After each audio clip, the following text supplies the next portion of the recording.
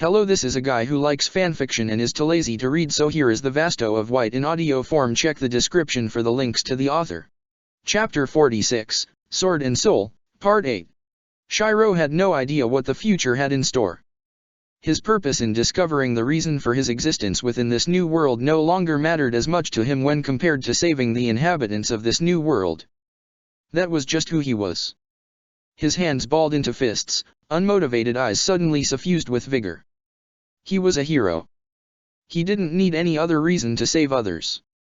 To begin with, it was him himself who had cast away his motivations, ambitions, and ideals in order to create a barren land for the wayward souls of the deceased. Now though, perhaps that land was no longer needed. In time, the hollows had matured. The unresigned souls targeted by both Shinigami and Quincy no longer as reliant on the protection of a home world. In which case, change was coming. Cracks formed in the air as he navigated through the passage between dimensions to appear hovering above the skies of Hueco Mundo. A world of white. A world of desolation. Yet the dunes of sand were no longer as pale. No longer as bereft of life. Spiritual energy swelled throughout the air, the force of which would generally crush weaker hollows. The spirit was always stronger within the soul. In this case, the saying was literal. Yet this was fine. Hueco was his world. His inner reality. He could sense that none of the hollows that frequented its barren sands were struggling too much under the new environment.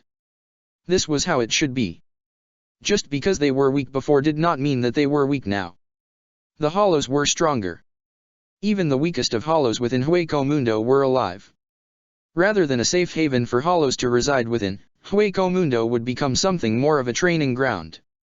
Hills of sand were suddenly upturned all around the world to reveal slow-turning monolithic gears that hovered towards the skies with the clanking of heavy metal. They represented time like the cogs of a mechanism turning one by one. For even the sharpest of swords would one day rust and break. That which was once strong would become brittle, but that was not now. The quartz trees of Hueco Mundo took on a lighter hue, tiny embers drifting off from the silver-colored bark as flames roared from within. Hueco Mundo's changes themselves weren't that drastic yet, however it was far from complete. Everything was up to his jurisdiction. If Hueco was the forge of an unlimited armory, then he was its blacksmith who tended to the flame. Not yet too hot, and not yet too unbearable. He would give time for the hollows within to adjust before unveiling his inner world further. His name was Shiro Emiya, the hero of wrought iron. He wasn't just a regular hollow, but a past heroic spirit now known as the Vasto of White. Staring down at Barragan, Nell, Haribel, and every other Arrancar that had returned to Hueco Mundo to stare at it in shock, he knew that it was probably a lot to take in right away. It was too different after all. Just the sheer abundance of spiritual energy provided the most ideal environment for hollows, Shinigami, and Quincy alike to train and develop further. Perhaps in the future, everyone would be even more shocked to discover not just dunes of sand, but hills of grass and gravel covered by numerous swords and weapons. For now, it was probably best that he didn't overwhelm everyone. He could already see some kind of gleam forming in Aizen's eyes while the man inspected the changes to Hueco Mundo around him. Haribel and the others were less obvious, but he could see a noticeable change in the way that they assimilated the spiritual energy in the air into their own. Just by staying within Hueco Mundo, their natural reserves would eventually grow. From the moment that he had appeared up in the skies of Hueco Mundo, he'd never gone unnoticed. Aizen and the others were already looking in his general direction. He was the center of his world. His presence alone caused the spiritual energy to buzz in excitement. However, rather than immediately address Aizen and the rest, his attention shifted elsewhere. If anyone entered or moved within his world, he could sense it, feel it. The sensation was similar to an ant walking over one's skin, somewhat prickly, yet not too forceful either. Nonetheless, it was distinct. 1. 2. Perhaps more. The presence of the intruders that he could feel felt as if they were bunched together after just arriving. With a thought, he could zoom in on them in an instant. They wouldn't even be aware that they'd stepped into a dimension that was unlike any other. It was time to go see who would dare enter his domain while he was preoccupied with the Shinigami. His breathing evened, his eyes closing while his senses began to encapsulate Hueco Mundo. In response, the spiritual energy of the intruders that he could feel suddenly flickered violently as if startled, before vanishing entirely. The situation threw him for a loop. They had disappeared? Did they notice him? Was that even possible? He was the world within Hueco Mundo. In which case, it should have had been impossible to differentiate his spiritual energy against Hueco Mundo's spiritual energy. After all, they were entirely identical. The fact that they had suddenly escaped his senses meant that either they had left, or were somehow masking their presence. In any case, he wasn't going to take any chances. If they were still within Hueco Mundo, surely, they wouldn't be able to hide their spiritual signatures in combat. That would be his moment to strike, or at least get a lead. Just before the enemy signature disappeared, he was still able to get a vague direction of where they were. North.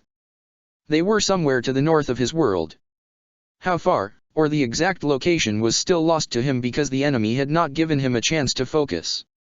They vanished just as he arrived in Hueco Mundo and began seeking them out. Right now, he couldn't tell if everything was a lucky coincidence, or if the enemy was more competent than he thought. In any case, he knew the best that his inner world was vast. Randomly searching in the northern direction wouldn't provide him as much results as waiting for the enemy to slip up in their caution. He was waiting. The enemy was in his world. If they dared linger, he would soon notice. For the time being, he made his way towards Eisen and the rest, who appeared as if they had a lot of questions that they wanted to ask. He stopped right in the middle of them, hopping down from the air and landing on the ground. Unexpectedly, Eisen wasn't the first to raise his voice. "Why did we retreat?" Baragan sounded unamused, his tone gruff. "We had the strength to kill them all. We had you, me, and we had her." Baragan pointed at Coyote, who was standing frozen while staring at him. From the looks of her, perhaps she was still coming to grips that he was in fact real, and not a figment of her imagination which she had conjured up in her years spent alone. In any case, it was a good thing that Coyote's mind seemed to have had short-circuited. Knowing her, he had no idea what she would really do. It had always been the quiet ones who were the most unpredictable. He took a calming breath. Now back to Baragan's question. "Even if we may have had won that battle, would it be right we let someone else invade out home in the process?" He replied absently, arms crossing in front of his chest.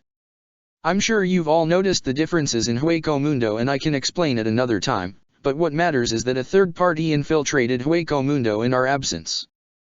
Baragan and the rest startled at his admission, but Baragan was less startled and more incensed that an outside force had dared intrude on the Hollow's sacred lands. It showed in the way Baragan silently fumed in anger. The rest just looked among themselves and nodded. They could all understand that attacking while base was jeopardized was not a good strategy. "Where?" was all that Baragan asked. "North," he replied. Baragan and the rest were strong.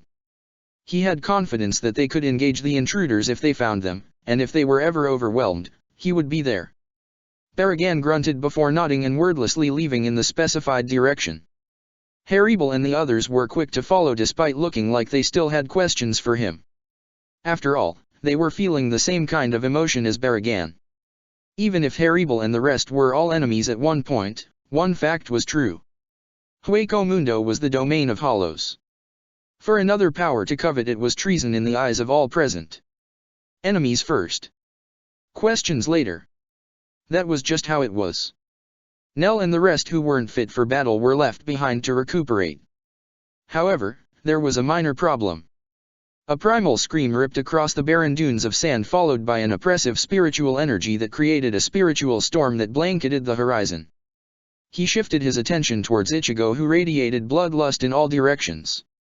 The air was saturated in it to the point of suffocating. Frankly, it was the first time that he'd ever noticed Ichigo, but from the look on Nell's face, she was concerned. Definitely a friend then. He trusted Nell's judgment, and that was why he did not immediately act. Instead, he watched curiously as all the power and menace that Ichigo was outputting vanished as his gaze locked onto the unconscious form of Silent on the ground. He could see that the spiritual pressure that Ichigo was outputting was causing Silent distinct discomfort. Protect. That word was literally written on Ichigo's expression, and perhaps that was why Ichigo's energy suddenly reeled in. will protect you. The words were faint, but he could still hear Ichigo whisper them out before expending his energy and collapsing on the ground. Oddly enough, a part of Shiro felt as if he was looking at a mirror image of his younger self. Foolish, stubborn, unrelenting, and yet nonplussed by any obstacle before him. In all honesty, it felt weird. Was this how Archer felt when they met for the first time minus the killing intent? Maybe. He wasn't exactly sure, nor did he want to think about it. What mattered right now was that Ichigo wasn't posing a danger and that Aizen had taken the time to walk up to stand beside him. Well, isn't this interesting? Aizen spoke with a small grin while gesturing to the area around him. Moreover, you seem different. To begin with, your spiritual energy. Aizen trailed off, waiting for him to elaborate. Aizen had probably been the only one who had not just paid attention to Hueco Mundo's changes, but to him in particular. He had to give Aizen credit. It hadn't taken Aizen long in order to discover that the spiritual energy that suffused Hueco Mundo was identical to his own.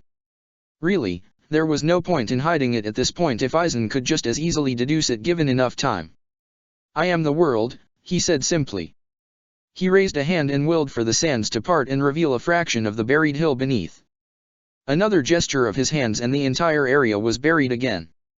His will was the world's. Aizen could not have had looked any more intrigued. There was a manic gleam in Aizen's eyes that denoted a man whose assumptions had just been verified. For Jin and Toussaint, who stood just a bit away from Aizen and within hearing range, their reactions differed greatly. Tuan just appeared shocked, but Jin's eyes had narrowed sharply, as if suddenly realizing that a bigger threat existed outside of Aizen's own. Jin discreetly stared at him with weariness, however he didn't take it to heart. He merely looked over and gave him a knowing stare that must have had startled the man senseless because his squinted eyes widened in alarm when the title, Kamishinai no Yuri, and dust was mouthed out. From the very moment that he'd seen Aizen, Jin, and Tuan's sword, it wasn't an understatement to say that he understood the three of them the best. That was why he was silently warning Jin to reconsider his plans. It was true that Aizen had done things that would put Aizen on the level of irredeemable, but who was to say that beings such as the Soul King and others weren't the same?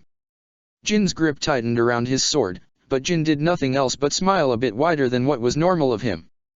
If Tuan or Aizen noticed, they didn't show it. In fact, Aizen was more inclined to scrutinize him further. May I ask for the specifics?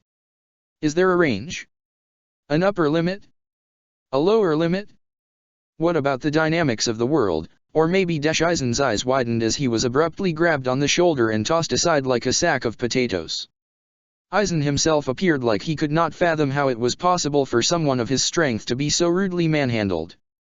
He was sitting flat on his butt, a look of absolute bafflement on his face before realization dawned on him. Admittedly, this situation was a first for him. Aizen did not glower at his attacker. No. Aizen was too self-important for that. Instead, Aizen merely maintained a cordial smile, if just a little bit strained from the anger that Aizen was assuredly feeling. He could tell. There was a vein popping at the top of Aizen's forehead while the man stared at Coyote, who'd abruptly shoved him aside like some no-name character. If it were anyone else, Aizen would have had exploded by now, but Coyote's level of strength did not pale in comparison to Aizen's in the least. In which case, Aizen had no choice but to momentarily show restraint given the level playing field. It didn't mean that Aizen would be happy though. He watched as Aizen stood up from the sand and dusted off the pieces of dirt and grime that clung to him. For her part, Coyote stared at Aizen's form and appeared to consider whether it would be worth it to seem apologetic even when she wasn't. He tried to urge her with his eyes not to start a conflict, but in her perspective, Aizen was still a Shinigami, so it was already enough of a compromise that she hadn't revealed any killing intent. She huffed while he scratched the back of his head wryly. Aizen was not amused. Expression deceptively blank, Aizen gestured towards his sword while Coyote was still looking at him. Would you like to see my Zanpakuto? Aizen asked, already in the midst of unsheathing his blade before abruptly freezing. Not interested. Coyote's response came fast, and before Aizen even knew it, her attention was no longer on Aizen, her back pointed in Aizen's direction. He noted that Aizen's face was unnaturally stiff at the action. I insist, Aizen still tried with a calm tone, though the underlying bite in the two words was less subtle. Coyote ignored Aizen.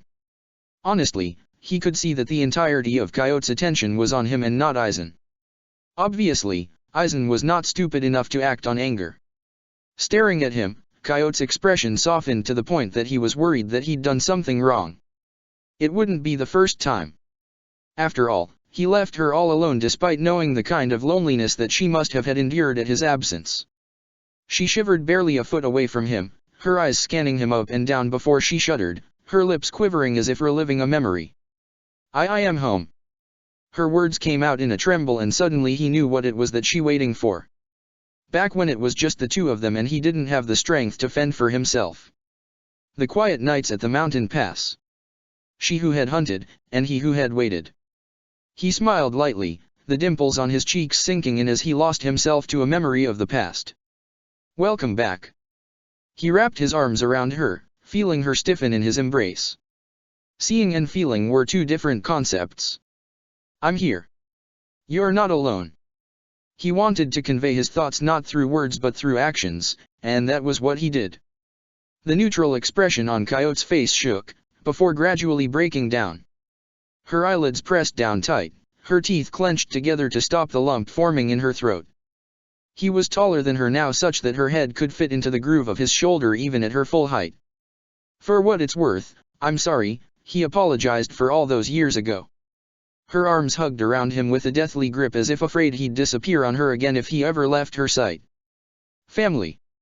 That word alone was what tied them together through a bond not by blood but by heart. Sucking in a breath, Coyote looked down at him before suddenly applying strength to her legs and directly carrying him off into the distance. It seemed like she didn't care as much that were intruders in Hueco Mundo. From the very beginning, her priorities had been different and he should have had realized it sooner. He didn't resist as Coyote dragged him off. He was in the middle of waiting for the enemies to slip up anyway. For the time being, he supposed he could understand what Coyote wanted. There was a lot of catching up to do. Several years' worth. Left behind, Aizen was still frozen with his Zanpakuto half drawn. Tuan wasn't saying anything, but Jin already had his mouth open to speak in amusement. Aizen would have none of it despite it not showing on his face. Aizen was directly looking at Jin. One laugh, out of that mouth, and I swear I will kill you. Her name was Silent, or at least that was what everyone simply called her, and by now she had long since accepted it. Her memories had always been fuzzy anyway, and it wasn't as if she'd be recalling her real name anytime soon. Moreover, even if she did recall, it wasn't as if she had the voice to speak it out, which was odd considering that she could feel nothing wrong with her throat. Why couldn't she speak then? Or was it perhaps an ability she had lost? A matter for a different time. She woke up feeling dizzy. The last thing that she could remember was Nell knocking her out, which wasn't much all things considered. Using her hands, she felt the gritty texture of sand beneath her, which was odd considering that she had been on a battlefield when last she recalled. Inwardly groaning, she placed her hands on the ground beneath her chest and leveraged herself onto her arms to get a better look around her. It was as she expected. Hueco Mundo. At least she thought it was. Parts of the world were different. Aside from the acute increase in spiritual energy, differences existed in the terrain and the overall feel of the land. It was more active than before. Her idle observation was soon overwhelmed by the sight of Ichigo collapsed in front of her. She felt something inside her tighten to the point of anxiety. Without any other consideration, she dragged herself onto her feet and made her way over to stare down at him. He was breathing, and that fact alone did much to alleviate the clenching of her chest. Why did she even care though? Because you love him.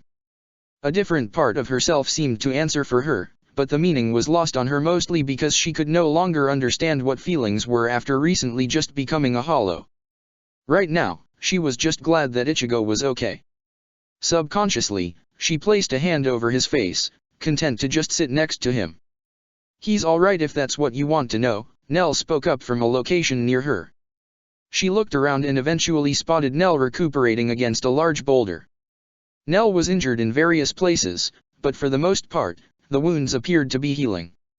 She was inwardly thankful that her friend would make it out okay from all the conflict, but it would seem that Nell was getting the wrong idea from her long stare. He's just exhausted a large majority of his spiritual energy, Nell elaborated while gesturing to Ichigo with a hand. He should be fine after some rest.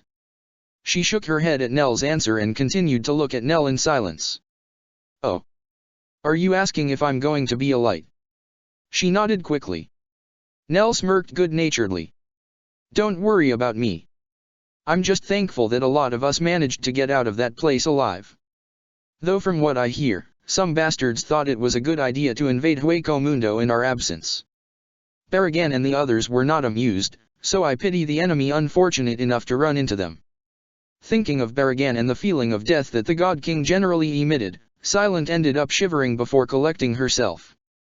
Pity indeed. When Baragan attacked, there wouldn't be anything left. From the look on Nell's face, Nell was probably thinking the same thing.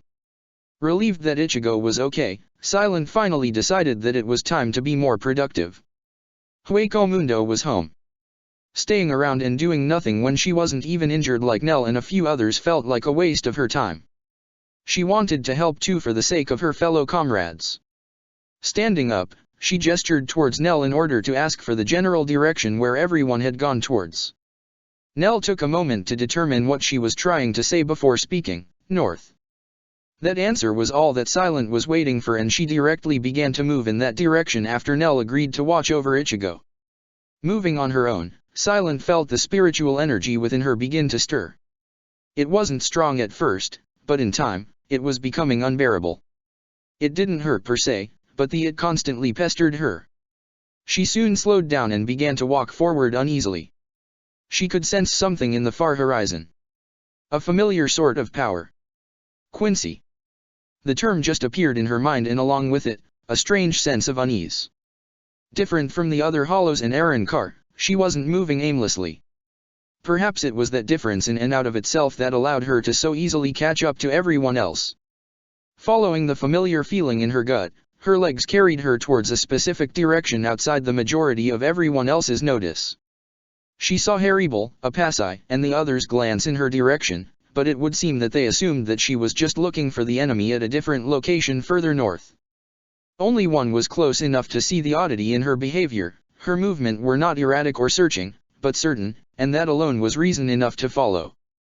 The Wandenreich was the hidden empire of the Quincy built in the shadow of the Siridii. Unlike what history has written stating that almost all Quincy had been exterminated, that answer was far from the truth. After all, it was always the winners that decided what was documented in war. The Quincy survived, and now came the recommencement of 1,000 years' blood war. Soon, in a matter of days, the sealed king would rise again by the prophecy of the Kaiser Gazong, the emperor's song. 900 years to regain pulse. 90 to regain intellect. 9 to absorb the power of the impure. And 9 days to regain the world. The day of Quincy rule was reaching its inevitable conclusion. First Hueco Mundo, then the Soul Society. Still, just what exactly had happened? A man wearing a white double-breasted trench coat with a double-button bib grimaced in confusion. The coat was bound at the waist by a black belt that secured a pair of white trousers. The man looked neat and tidy, strict, and professional, with round spectacled glasses and cropped black hair covered by a white top hat. The man's name was Quill Jopi, the man in charge of the future first unit of the Hollow Hunting Squadron known officially as the Jagdarmi of the Wandenreich. Quilj was a Quincy under the rule of the great founder, Waiwak the Almighty. He was bestowed power after consuming a portion of Waiwaka's blood, which took the form of a letter. He was designated as J, the Jailer. He had the ability to forcefully summon spiritual energy constructs that could close the gateway between dimensions, effectively trapping anyone within. Once inside, the person becomes undetectable, their spiritual energy contained in its entirety. Not even sound could be emitted.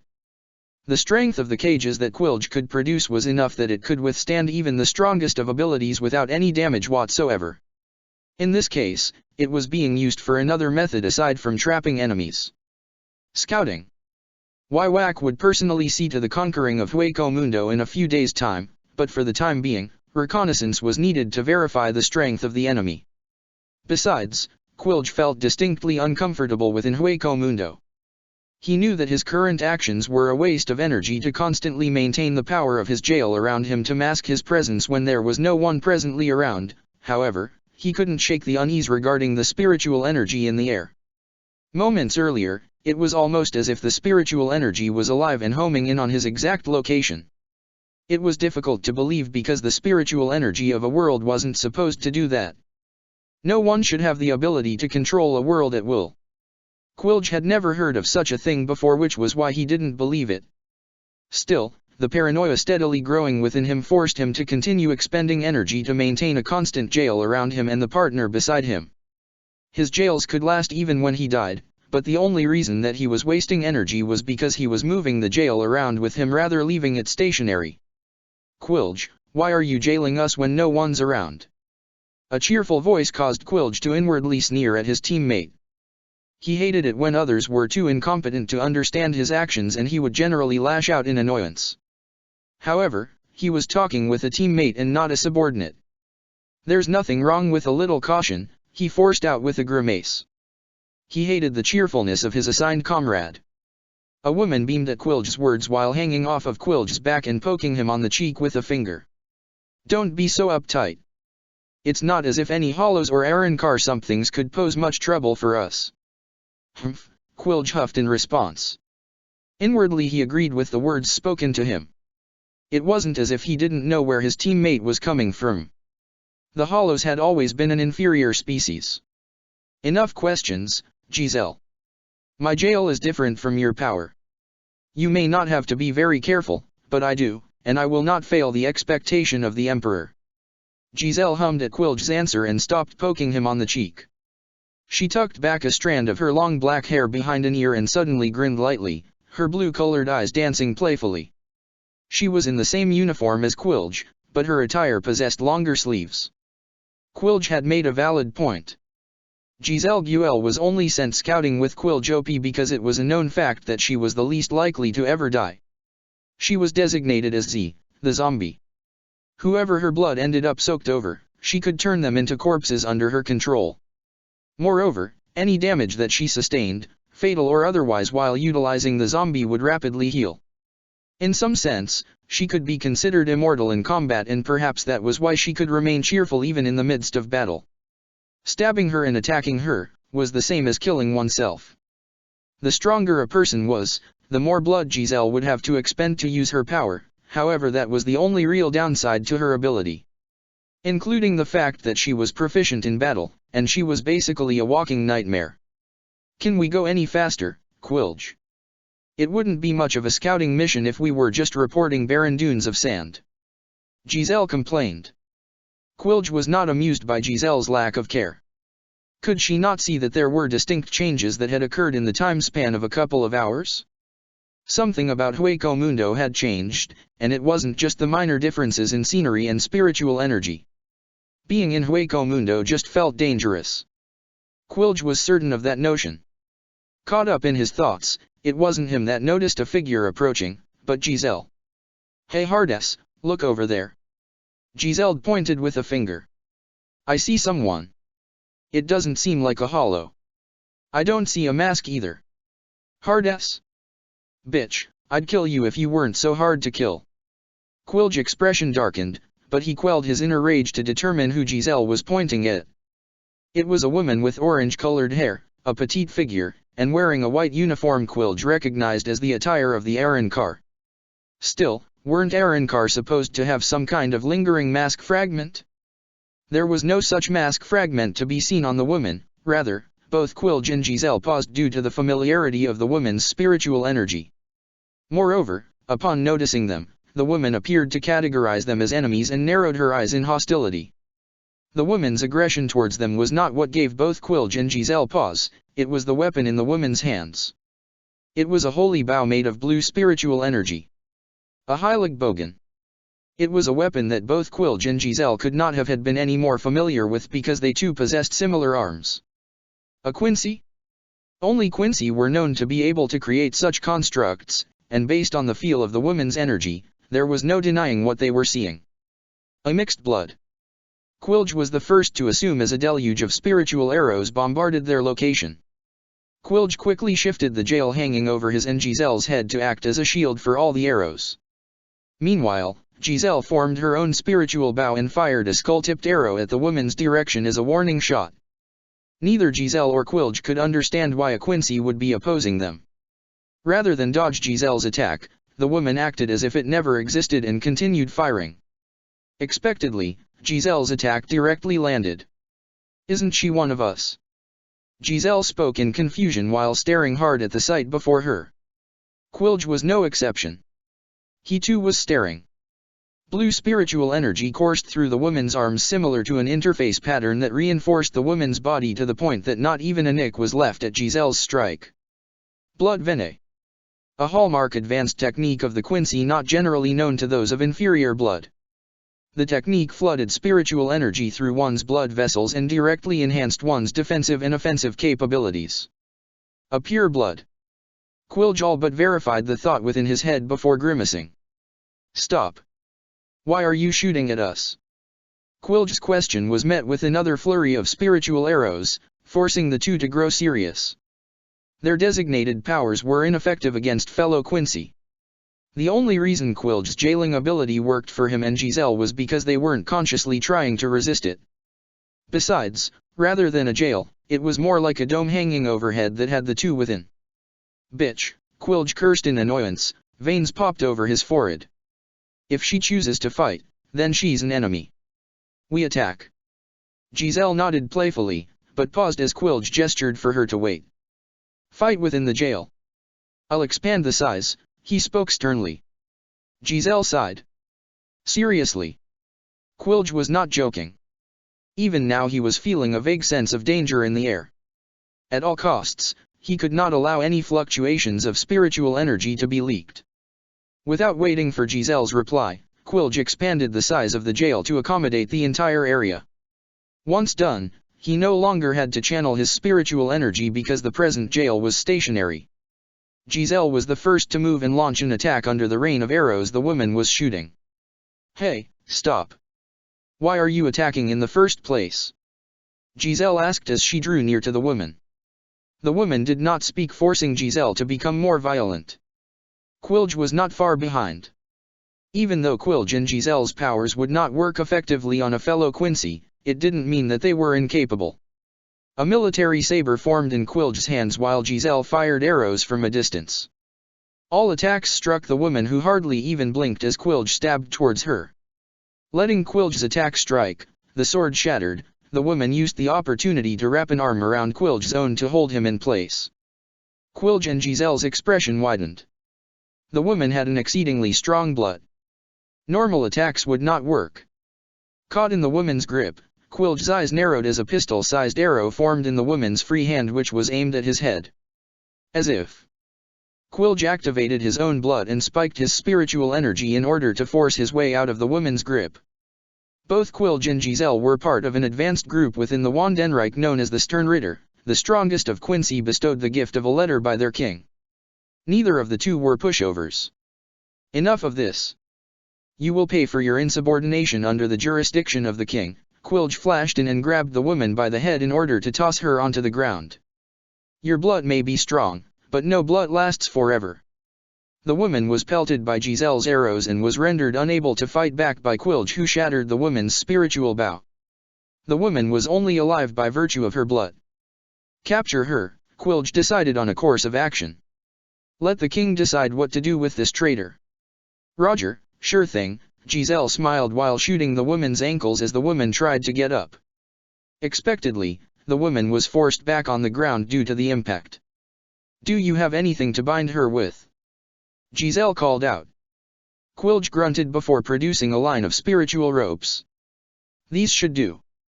Quilj moved to bind the woman, however, he suddenly felt a chill travel down his back as a haze of purple appeared over the horizon. A black cloud darker than the darkest night.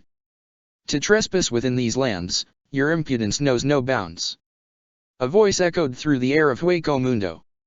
Within the haze of purple, a boned figure approached while seated upon a throne of bones. A billowing mantle surrounded the figure adorned with a cracked golden crown. Baragan Lusenbairn had arrived. Out of every other Aaron car that had noticed Silent passing by, he was the only one with enough experience to determine that something wasn't quite right with her. Therefore, he had followed to see silent battle a pair of intruders right before his very eyes. How brazen! He had not stepped forward before simply because he would not interfere in another's fight, but this time was different. Now it was his fight. It was the intrusion of these bastards that forced the conflict with the Shinigami to end. His anger now had an outlet. He was death itself. With his power, he arrived within range of his opponents who stared right back at him in silence. From their attire and choice of weapons, it was clear that they were Quincy. It wasn't the first time he'd seen Quincy before. Back in the past, they along with the Shinigami used to hunt his kind down. No longer. Quilj and Giselle suddenly felt an oppressive force. It wasn't overwhelming by itself alone, but something about the purple mist was warning them not to draw close. However, they were far from intimidated. An Aaron Carr, Quilj stated in derision. Aizen's creations, aren't you? All of you are no more than disposable worthless weaklings. Giselle laughed into her hands while hovering up in the air. Baragan did not respond to Quilj's words, but the rage within him was only fueled further. Disposable? Weak? Worthless? Spiritual arrows were directly shot in his direction. Baragan raised a finger. Rot. Giselle's and Quilj's eyes widened as the spiritual arrows dissipated upon contact. The rabble of ignorant worms. You speak in the presence of the God King of Hueco Mundo, Baragan Luzenbern. Red spiritual energy erupted from around him, tendrils that resembled the flickering of the fiercest flame. Along with it, the purple miasma around him grew in density. The sky itself once represented the roof of my domain, my kingdom stretching beyond the horizon. And you have stepped within it. The purple miasma ebbed forward like a tidal wave, forming the images of screaming skulls as Baragan's spiritual energy coalesced and surged. Quilj's expression fell at the sight. The jail. Quilj extended a hand and fired out the power bestowed upon him by the Almighty. A blue spiritual cage manifested directly around Baragan and sealed him within by the bounds of reality itself. No non-Quincy should be able to escape. However, a cruel laugh began to echo out. Impossible. Both Quilj and Giselle understood the principal theory of the jail. Even sound itself should not be able to escape into the outside world. Yet they did not seem to understand. Reality was not infinite, but finite. It was the variable of time. You seek to fight against the God King. Purple smoke tore holes through the cage around the jail before eroding its spiritual energy in its entirety to reveal black hollowed sockets weathered through several eons. The aspect of old age in its ruler. No. Your place. Baragan Luzenbern. Chapter 47, Sword and Soul, Part 9. Baragan released a breath, the cold hollowness of his eyes utterly impassive. Just as life begins, life will end as a cycle that stretches beyond an eternity, ever fleeting and never changing. Time was the only variable that dictated all, and he was its sovereign. Pale white fingers stretched forth amidst a dense purple cloud, thin bony joints clacking ominously against the gold-bangled bracelets worn over fleshless forearms. Look and behold, and know of death. The cloud spread outward, a violent storm of energy that blackened everything, sand withered, trees withered, life withered. Neither Quilj or Giselle knew what to make of it, but they instinctively backed away in a burst of spiritual energy-infused speed. Their feet kicked up sand, their movements leaving behind tiny crevices from the pushing of their feet. It was only enough to escape the immediate vicinity.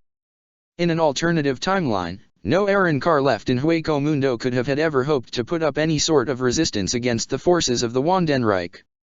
Haribel, the only Vasto Lord-class Aaron Carr left in the alternative timeline who could put up a resistance, was even personally subdued by the Almighty.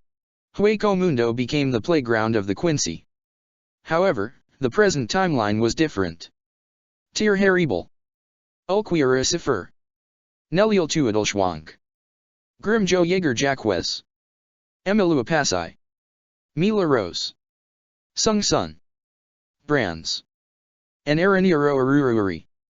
The Espada still stood strong, their members whole and led by an existence beyond understanding. The Vasto of White. Worst of all for the Wandenreich, Barragan the Primera Espada was alive and stronger than he had ever been before.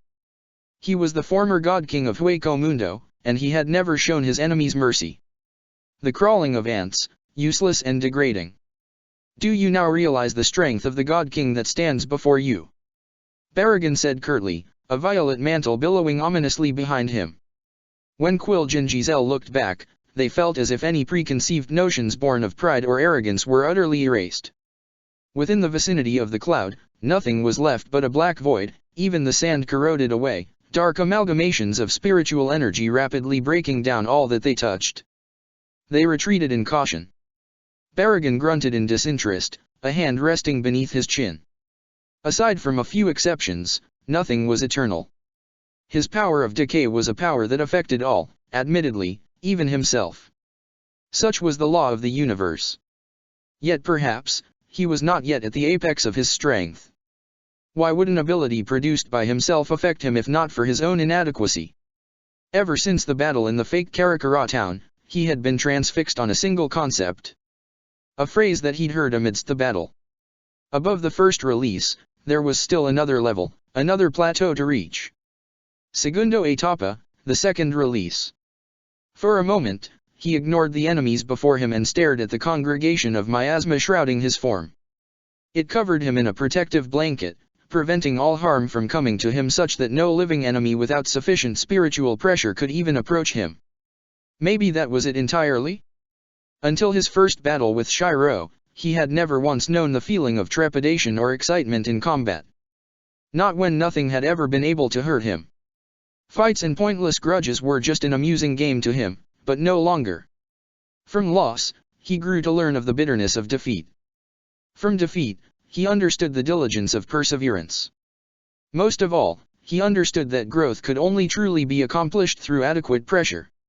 In that regard, Shiro had aided him greatly by agreeing to duel after duel. If he had it his way, then he would have had sought Shiro out for another battle in order to obtain insight onto the Hollow's ascended level known as the second release. The cracked crown over his head was a constant reminder of not only his loss to Shiro, but to keep striving forward. Time was his domain, and time was what would allow him to grow. His attention focused skeptically back down on Quilge and Giselle.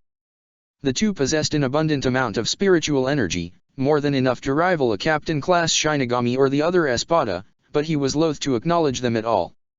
Against him, their power and abilities were nothing more than annoyances with little effect. Be that as it may, they would do. He needed to feel pressure, and Shiro was preoccupied. He dissipated the majority of his respira with the flick of an arm, the gaseous purple mist that surrounded him largely fading away in its entirety. Both Quilge and Giselle were caught off guard by his sudden action, but he had no need to explain his thoughts and reasonings. Only a fool would waste his breath in battle. He'd already learned the concept through experience. Why boast of the strength of a God King when he could just simply display it? To dare trespass into Hueco Mundo fully knowing it to be the home of all hollows, there would be no return. They might as well make themselves useful. He straightened his back, raising up to his full height and carrying his double-bladed axe with a single hand. If they couldn't satisfy him, then so be it. Let them know of despair. Wind bellowed fiercely. Despite the natural resistance that Quilge had through his abundant spiritual energy, he felt utterly cold under Barragan's scrutiny which inwardly infuriated him. He simply couldn't understand Barragan's intentions by leaving an opening through the dense miasma. Regardless, he would not cower. He would not bend. He clenched his fists, expression tightening into a sneer. Giselle swallowed audibly beside him before smiling brightly, her expression somewhat strained. Maybe it's just a bluff, she said stiffly. He did not answer. He didn't need to because he'd already fired off a standard spiritual arrow towards Barragan who didn't even bother moving. Barragan merely glanced over and a layer of lingering purple mist stopped his attack in its tracks. Quilge calculated in his mind. Ranged attacks were never going to work. He didn't truly understand the concept behind the enemy's decaying ability, but what he understood was that it had to possess a limit. More than that, what if it was able to harm Barragan himself? His eyes narrowed in speculation, quickly scrutinizing Barragan from head to toe and coming to a realization. He was convinced that Barragan himself could fall victim to his own ability. Despite the lingering remains of the purple miasma around Berrigan, not a single ounce of it ever made contact with Berrigan directly. What use did such information give him? In truth, nothing. However, the implications were more than enough to consider a method for victory. Do you see that, Giselle? He pushed up his circle-framed glasses. All members of the Wandenreich had a certain level of competency in regards to battle analysis. They would not miss even the most subtle of details. Giselle quickly noticed what he meant and put on a peculiar expression, her lips curving upwards. Perhaps he dissipated a majority of the miasma because it hindered his movements. Quilge nodded in agreement, but focused on a more important aspect. If Berrigan was afraid of making contact with his own power, that meant that there was not a substantial amount of it around Berrigan at all times. Moreover, if they fought him at close range, there was no way that Berrigan would flood the area with his power of decay because he'd envelop himself in the mist. Giselle dismissed the spiritual bow that she'd formed in her hands. Quilge was different. Even as a Quincy, he'd never preferred to use a bow. Instead, he formed spiritual energy into the form of an ornate military saber which he drew forth in a single motion. For the Reich, he didn't waste another word before charging forward, Giselle quick on his tail. Wind whipped across his face, spiritual energy coating his body in a thin film that allowed him to stride forward by leaps and bounds. Beneath his feet, a platform of spiritual energy carried him across the void that Berrigan had made with his Respira. The technique was called Hirankyaku, flying bamboo. An advanced Quincy movement skill. He sneered in contempt for the foe before him. In the eyes of the twisted and barbaric, he funneled abundant spiritual energy channeled from Hueco Mundo's atmosphere towards the tip of his sword, igniting it with a dim luminescent radiance. Not too strong or too blinding, but gentle as if holy by nature like the guiding light of the moon. The ultimate enforcers of holiness and righteousness must be abhorrent indeed. It was a mistake to look down upon the Wandenreich. He arrived near Berrigan's side in an instant, saber gripped around its hilt and thrusting forward with blinding speed. Die. There was no escape. Berrigan had even failed to react in time. A derisive grin made its way onto his face before pausing mid-process in disbelief. His lips froze, the ferocity and surety in his attack breaking away with each passing second. Impossible. What was going on? The attack that Berrigan should not have had been able to react to suddenly slowed to an unbearable crawl the closer it came to Berrigan's body. It wasn't slow per se, but in regards to the battle's pacing, it might as well have had been a child's useless attack. Quilge had aimed for a decisive stab to the head, but his efforts were laughably meaningless. His eyes watched in slow motion as Berrigan tilted his head to the side and dodged. Pathetic. You disappoint me. Rage welled up from within Quilge's chest, but more than rage, he felt both doubt and confusion. His strike should have had hit, and Berrigan had not displayed any inclination of intercepting to begin with. Then how? He quelled his doubts in favor of backing away as the lingering purple clouds of death drew near to him under Berrigan's control. He twisted on the balls of his feet and pushed himself off to gain distance. He then clicked his tongue and observed Giselle, who promptly attacked after him. From a third person's perspective, he hoped to find the root of his failure by observing the efforts of his comrade. Similar to him, she went in for a stab using a conjured arrow of spiritual energy while simultaneously slitting her wrists in order to pour blood over her opponent. His eyes narrowed to take in every detail, but he faltered when he reached a conjecture. Time dilation. Not only could Berrigan accelerate the time of the world around him, but he could slow it as well. The speed of Giselle's strike rapidly declined within Berrigan's proximity, causing her to pale as Berrigan reached a hand over. I tire of this. The blood that Giselle had spilled over Berrigan never even touched him before fading away into vapor. The spiritual arrow Giselle held in her hand becoming nothing more than particles after touching Berrigan's form. Berrigan stared down impassively. Pity. You both fail. A pale finger stretched towards the skin of Giselle's ankle, her mind able to react, but her body immobilized by the time field around her. By the time Berrigan's finger made contact with Giselle's ankle, Quilge could only watch as a pained scream escaped Giselle's mouth. The flesh literally peeled off from her bones to reveal pink muscle and tendons before even that scattered away into dust. Worse, it was spreading. Giselle did not dare linger. Kicking from under her left foot, she used as much spiritual energy as she had available to bounce away from Barragan's clutches. Barragan allowed it if only to mock his opponents. A worthless weakling, am I? Then what does that make you who flee at my touch? Quilge gritted his teeth in frustration, but Giselle was pale as she reached Quilge's side. Her leg was rapidly rotting away. It had started first from her foot and ankle, but had now reached all the way up to her knee. She didn't waste a second and directly cut it off before it could spread, giving herself a self-inflicted injury that prompted her power of the zombie to regrow her lost limb. Despite escaping without any real detriments, her complexion was haggard, and her breathing ragged. She didn't want to think about what would have had happened if she didn't quickly amputate herself. She pursed her lips and swallowed, a noticeable tremble in her form. Quilge had never seen Giselle so unsettled before, which was why he quickly understood the gravity of the situation. He felt his expression tightening into a hard grimace. "I can't get close," Giselle spoke seriously, any playfulness leaving her form. Quilge could not fault her. Her power was the zombie, she'd never had to care about dodging or parrying an enemy attack at all. In fact, that was what she generally wanted in order to spill her blood over her opponents and control them. This case was different. Giselle's eyes dilated while staring at the world around her withering away into dust by Barragan's hands before looking at her regrown leg. She had no doubts that her or her blood were no exceptions to Barragan's power. The zombie healed her from any injury no matter how severe. However, what if Barragan's power didn't inflict injury to begin with? All living things naturally become brittle with time.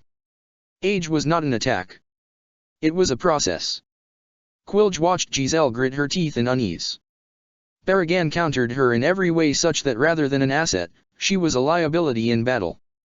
Giselle herself must have had understood this because she ran as far away from Barragan as possible to allow him optimal space. Quilge. Her shout entered his ears, strained and apprehensive, causing his expression to darken. "I know." Giselle didn't have to elaborate for him to understand. He was the only one who could make a difference in this fight. It was up to him to put down the enemy for the glory of the Wandenreich, the Reich that had lasted for over 1,000 years. He was Quiljopi, he who was bestowed the letter J by his king, and the possessor of the strongest prison, the jail. He stretched his hand forward and called upon the power granted upon him, consuming the blood of his king. The jail. He trapped Barragan in a cage of blue spiritual energy while his mind worked on overdrive. Distance was impossible. Close quarters combat, even less effective. In fact, he'd rather take his chances shooting than to get close and risk exposure. Unlike Giselle, he did not have any sort of ability that could save him from Barragan's attack. What kind of monster was this? No. There had to be a method. He just hadn't thought of one yet, not that he had much time to think in the first place. The jail before him began to dim and wane as wisps of smoke like clouds began to erode glaring holes within the jail's cage. "Is that all?" A taunting voice echoed out, utterly unamused. "The same trick again. Damn it. If one didn't work, then what about 2, 3, or 4? It didn't matter how much it took, he would never admit to defeat. Glory to the Emperor." The jail. He called upon his bestowed power again while Giselle watched wordlessly in the distance. One layer formed after another at roughly the same rate as Barragan deteriorated the jail's spiritual energy. The process was heavily taxing on Quilge and he felt the noticeable dip in spiritual reserves. However, he was able to come up with another strategy in the process. The power that he was facing against was time. Therefore, the only method to truly overcome it was to use an energy or object that was eternal. Quilge did not know of any weapon that was timeless, but he did know of an energy that would never fade. The energy of dimensions. The dark space between worlds that one must travel through. Ordinary spiritual beings could even find themselves crushed or forever lost within the confines of the space between worlds. There was no guarantee that it would work, but it was the most viable option available. The jail.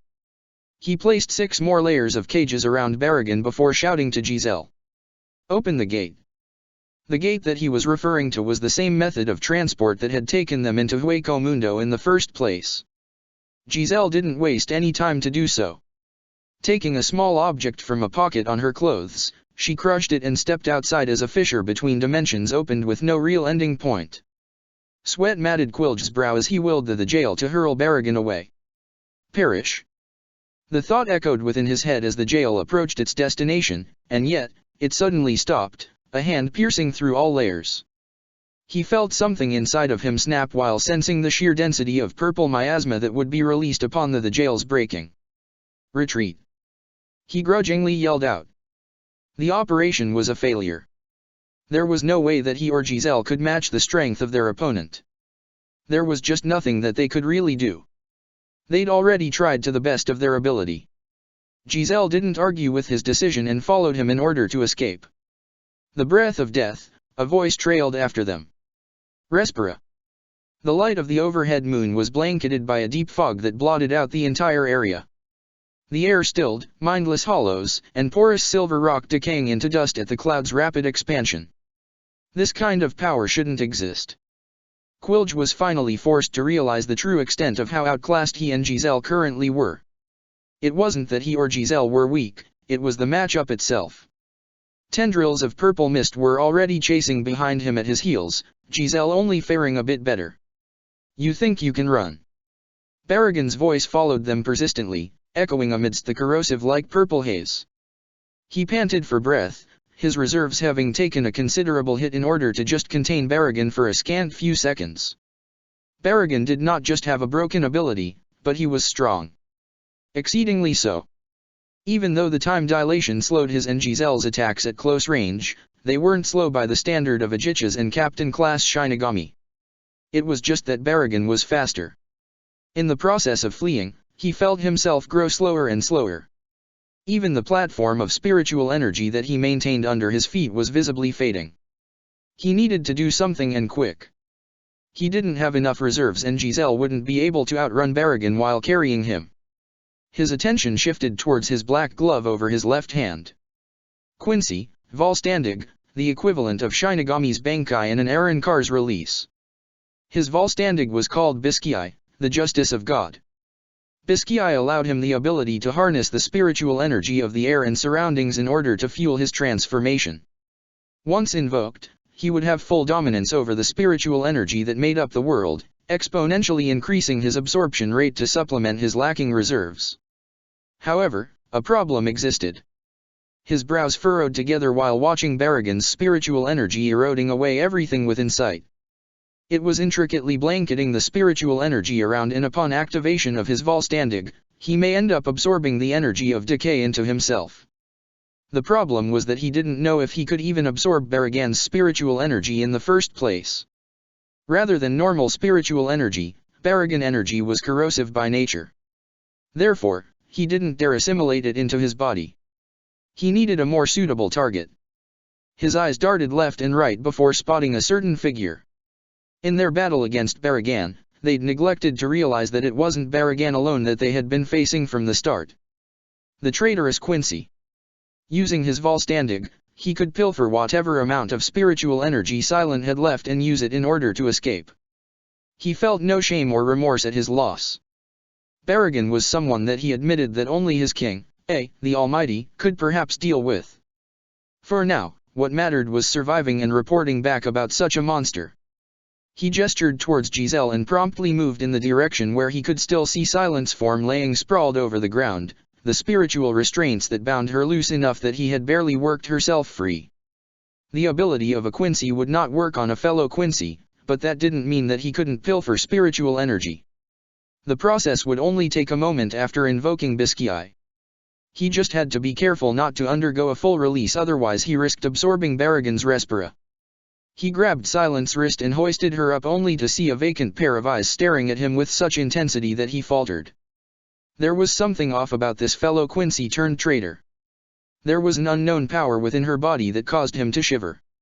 It almost reminded him of his king, which prompted him to speculate on whether or not the king had bestowed Silent a designated power.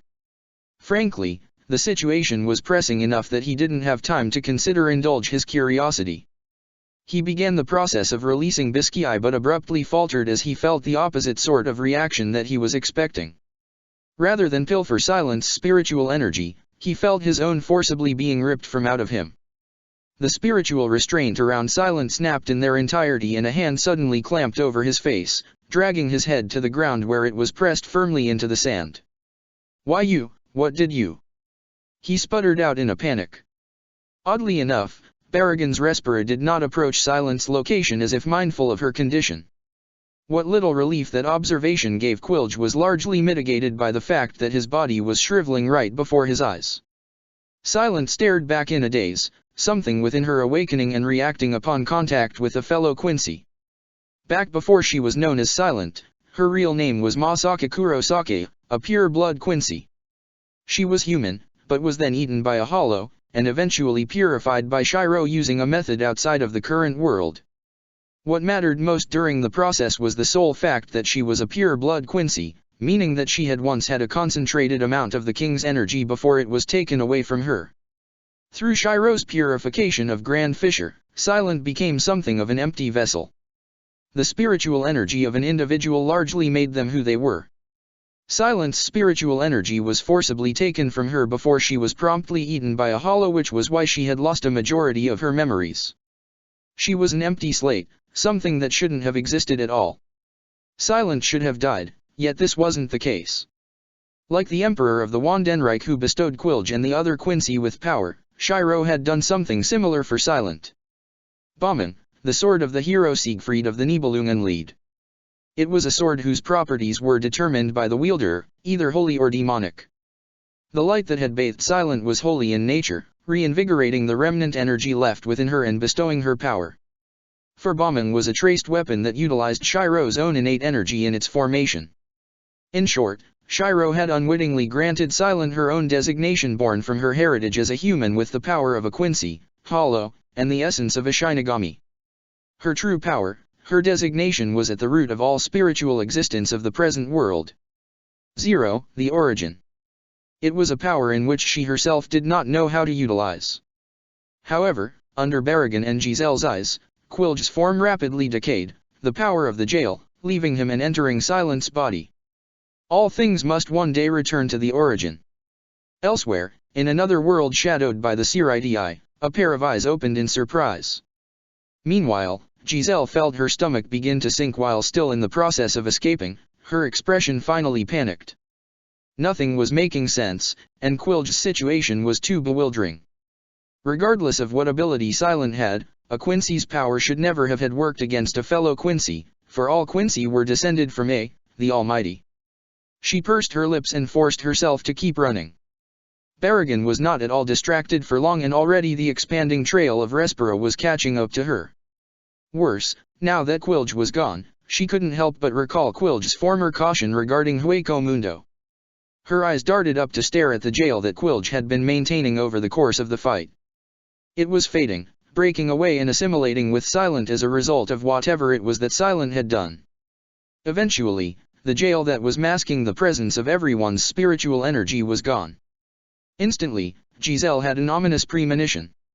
A sweeping spiritual pressure directly scanned across the area, the weight of which pressed heavily down on her shoulders. It was unbearable, directly crippling her speed and forcing her into a tumble over the sand. The distinct scent of steel and fire wafted into her nose, goosebumps forming over her skin. Quilge's intuition was right. This pressure, it was staggering. Any resistance while in Hueco Mundo felt utterly futile. She pursed her lips while desperately dodging from side to side in order to evade the clouds of decay that must have had been swarming towards her. Contrary to belief, Berrigan stopped, his arms crossing before grunting in annoyance. He soon reeled in all of his power. And yet, there was no relief just because Berrigan had stopped. In fact, Giselle only felt despair. Someone that could stop Berrigan must be someone that had Berrigan's grudging respect. An equal in power if not greater. A figure appeared before her, his expression purposely neutral. One look, and it was like she was drowning within a bottomless ocean. She could not even begin to estimate the depths of his power because the world itself was his to rule.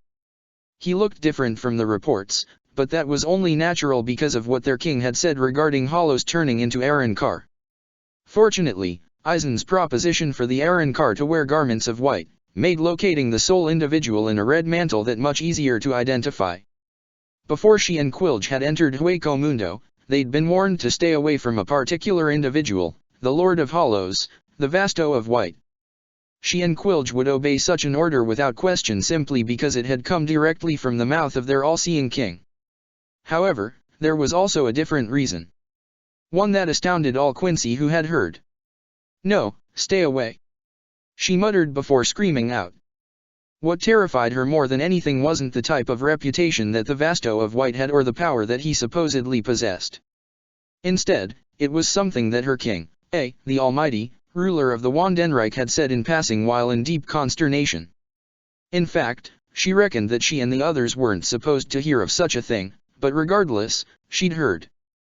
Her body began to shiver, her pupils dilating as she began to back away in a panic at the Vasto of White's approach. The pressure on her shoulders was stifling, but her fear was forcing her strength to new heights. Yet it still wasn't enough. Her hands and feet kicked up sand in her attempts to flee, but no strength would come to her while looking at the impassive bronze-colored eyes that stared directly into her. They were chillingly familiar, prompting the memory of her king's speculation to play non-stop in her mind, Waiwaka's overwhelming image overlapping with the figure before her. The presence and energy that the two generated were eerily similar in how it influenced the world around them. The Vasto of White, Lord of Hollows. Her king had called him brother. Chapter 48, Sword and Soul, Part 10. There were many things in life that one would naturally fail to understand, the concept of life, the meaning of existence, and even what the future may bring. However, such concepts had never existed for the king of the Quincy. The Almighty, Waiwak of the Wandenreich. Born without sense, nor thought, he'd began to understand the workings of the world by granting vestiges of his soul upon pious humans who thought him to be the incarnation of a deity. They prayed to him and made him offerings, and in turn, fortune would bless the weary and the desperate. They gained power, strength, and wisdom to tide through even the hardest of times, and in death, the karmic cycle would begin. That which was granted to them in the form of Waiwaka's soul would return to Waiwak and assimilate the gathered experience of all, thereby granting the king sight, smell, taste, touch, and hearing. Intellect and emotion were soon born along with benevolence. The people prayed, and in turn he never failed to grant out his blessings. He saw them as his children. His people. He even went as far as granting his strength to combat the hollows that sought to devour them, and was in turn praised for his compassion and generosity. All of it, everything came to an abrupt end as he saw his people slaughtered at the hands of the Shinigami. The world was rotten, cruel, and deplorable, built upon a system that should never have had naturally existed, but was instead forced into creation through the machinations of the oldest Shinigami. It was a system controlled through the hands of a mindless puppet, one ridden of its own consciousness and body parts in order to serve as the world's linchpin. World order? Keepers of the balance? It was all a load of bullshit propagated by the Shinigami. Everything was fabricated. He sought recompense, change, and barring change, reformation not of the realms, but of a single united realm. Destroy everything, and begin everything from the ashes of death. That was his goal, his very reason to continue the blood feud of 1,000 years and liberate his father in order to garner the strength necessary to bring about an artificial world's ruin. His father was the sole king, and he, a rightful heir. The only difference between him and his father was that he had free will, whereas his father's existence was nothing more than a husk to fulfill the selfish purposes of the Shinigami. No longer. The Reich would rise once more and bring about revolution. Forgotten and written off as dead, there will come a time when the Shinigami will realize the error of their own arrogance. That time was coming, yet not without preparation, the first of which was an existence that had troubled Waiwak since he'd first laid eyes on its form. It was an existence now known popularly by Shinigami and Hollow alike as the Vasto of White. It was only recently in the past few months that the reputation of the Vasto of White truly became notorious as a Lord of Hollows and an enemy on a level surpassing or equaling that of Aizen Saushik. Waiwak knew better. Just on the level of Aizen Saushik? Ridiculous. Even if Aizen was strong, Waiwak was certain that Aizen could not do what he'd seen the Vasto of White do over 1,000 years ago. The Vasto of White had created a separate world, a new dimension bereft of the natural world's laws with the Vasto of White as its unmistakable sovereign. That world was called Hueco Mundo, the world of hollows. The Vasto of White alone was different to any other soul simply because he was not under the jurisdiction of the Soul King. He was different, he was free, a concept of which Aizen, a man with the goal of reworking the system of the Shinigami, would undoubtedly have had envied had he known. Unlike Waiwak, who sought the power through the throne of the Soul King in order to enact his world reformation project, the Vasto of White had the power to move worlds from the very beginning. The Vasto of White overwrote the bounds of the world and replaced them with his own, like a boundary line between fiction and reality. It was the power of the king, and only those born from the blood of the Soul King or the Soul King himself should have had jurisdiction to alter the laws of the world. The fact that the Vasto of White could so freely create Hueco Mundo led Waiwak to the theory that he somehow possessed a brother that he'd never known. The only glaring fault in his conjecture was that Waiwak had never foreseen a brother's existence in his depictions of the future. It was a skill known as clairvoyance. Waiwak had it, and so too did the Soul King, yet neither had expected the emergence of the Vasto of White. No, perhaps his father had an inkling or an idea about who the Vasto of White truly was. Even if Waiwak could see parts of the future, it was difficult to ascertain the future of family. That didn't mean that it wasn't possible though. He knew that he'd inevitably succeed in inheriting his father's power, and his father must be aware of this as well. Now the only question was how much effort would he have to put in to glimpse the future changed by the presence of the Vasto of White. Family was hard, and he didn't even know for sure if the Vasto of White was truly his brother. Either way, the future was bound to be troublesome. Waiwak lifted a brow as he felt a connection to his power suddenly sever. Rather than return to him, it felt like it just abruptly disappeared. Quilge was dead. The jail was no more. He recalled that he'd sent Quilge and Giselle to carefully scout the situation in Hueco Mundo. It would seem as if he'd have to make a personal visit sometime soon, but not before the King's War Song reached its completion. The Siriti would be first, then it would be time to confront his brother. Waiwak gradually closed his eyes. The 9th year was nearing its end. And from there, 9 more days. Shiro could see the fear within Giselle's eyes from the first time that they'd locked gazes. She looked like she was looking at a monster, and she couldn't be blamed for it. His spiritual energy was exuding from him in uncontrollable manner that were reacting with the ambient energy within Hueco Mundo. This was his world, which meant to say that there was nowhere that his spiritual energy could not reach and pressure from within it. He wanted answers, but more than anything, he just wanted to keep those that he'd created bonds within this new world to experience a better life. There was no doubt that Giselle's presence in Hueco Mundo spelled nothing but ill intentions. If they'd wanted peace from the beginning, they would have had made their presence known. In which case, they were enemies. His spiritual energy formed a spire around him, the grains shifting amidst the white sands, swirling up into a storm that revealed a mass of swords buried beneath and poised to strike. The world moved, guided by a higher calling. Barragan noted the ambient spiritual energy in Hueco Mundo suddenly spiked to unbearable levels. The average hollow would perish under such power, and it was precisely because of this that Hueco Mundo had remained dormant for so long. A world of ash, a flame unkindled and left forgotten in the dark. Embers were once again wafting within the air of a furnace whose spark was on the verge of igniting in full. The weaker hollows of the past had either perished or had already grown strong enough to endure the true awakening of an unlimited blade works in a bronze-colored sky. The time of awakening was drawing near. "Who are you?" Shiro's voice was stern and without compromise. He was averse to taking away life, but he was not incapable of doing so after many years weeding out the naivete of his ways.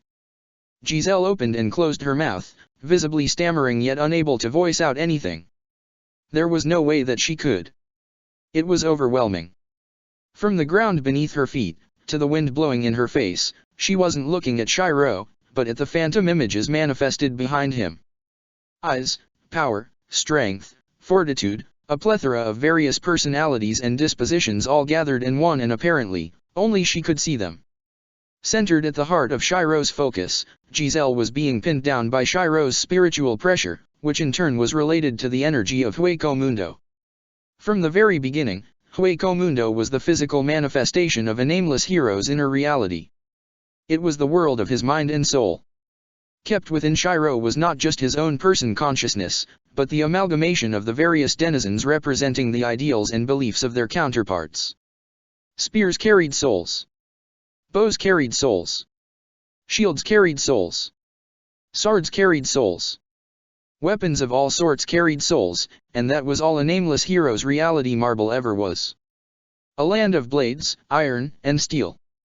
Shiro's stern stare was not the only stare being directed at Giselle, but one of many. It was the true ramifications of an unexpected crossover of a sword from one world to another. Laws were different, and life granted through the presence of a soul. One soul to house over 1,000. The pressure was unimaginable. Worse, no matter how much Giselle willed her power of the zombie to aid her, it refused to answer her call even as the phantom edge of a scythe pressed up and pierced her skin. The name of the spirit impassively wielding the scythe held across Giselle's throat was Harp, Slayer of Immortals. Rather than get any sort of answer from Giselle, Shiro could only watch in confusion as Giselle's eyes gradually rolled over and she passed out into unconsciousness. Barragan grunted in derision, but said nothing else. He expected nothing less from an opponent he deemed unfit to even harbor the courage to continue facing him after a single mishap. Rather, what had most of Barragan's attention was another matter. Coyote Gingerbuck and the prospect of the second release. When Coyote's matters with Shiro were over, Barragan would find time to inquire about the specifics of the transformation and surely achieve his own awakening. Till then, there was no use in remaining. Even if Shiro had earned his respect, he wasn't just going to change the way that he treated his supposed rival. Small talk was for the weak and unconfident, an activity beneath Barragan's status. "I will be off," he said gruffly. "When next we meet, I will not be the same as I am now. I will obtain my second release." There was not a trace of doubt in Barragan's tone. He didn't even wait for Shiro's response before directly buzzing off in a burst of sonito, leaving Shiro behind to deal with the downed Giselle and Silent. It was a problem that Shiro didn't take long to decide on a course of action for. He first sent out a message using his spiritual energy to inform Haribel and the rest who were still out searching for an intruder to cease their activities since Giselle was already apprehended. Thereafter, he picked up both Silent and Giselle on either arm and directly sped off to first deposit Giselle for Eisen to detain, and then back to where he'd left Coyote waiting. The process of reaching Eisen took longer than he had expected because Eisen suddenly took interest in the properties of Giselle's blood and asked him to stick around to help him conduct a few preliminary tests.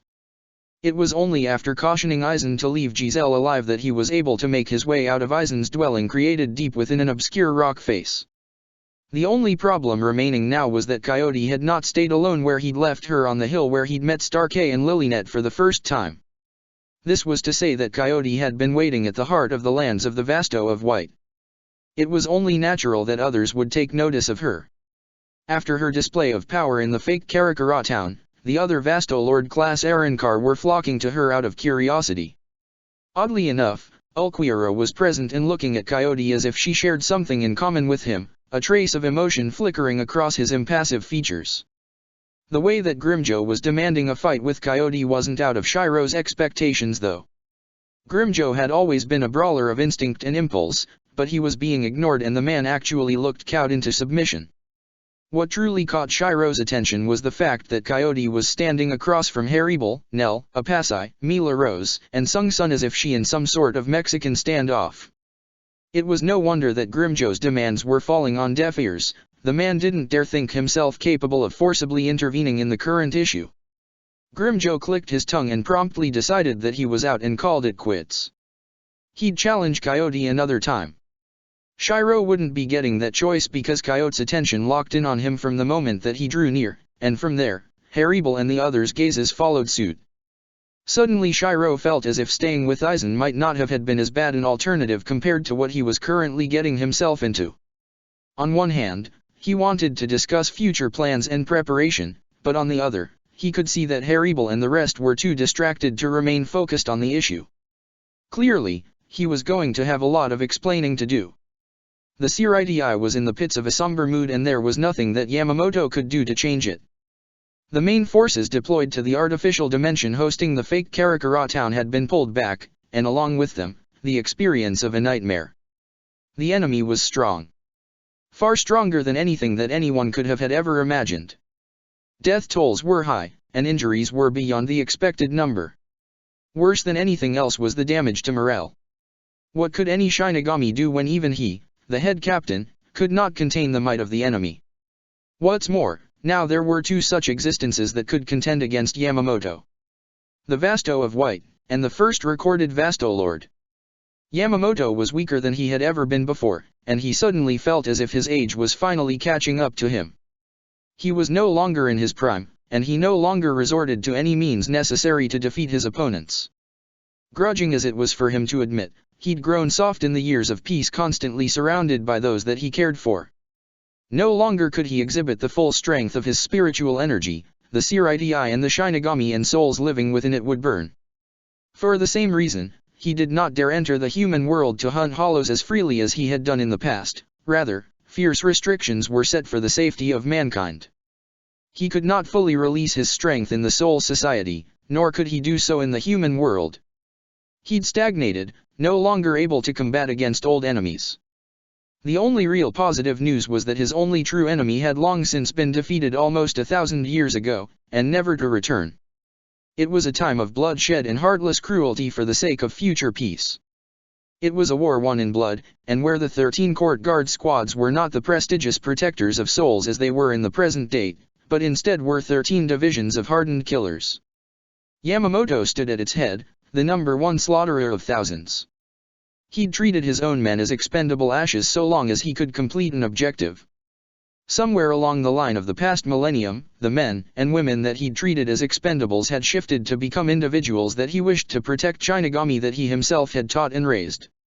Shunsui and Jushiro were the most memorable students to come to his mind.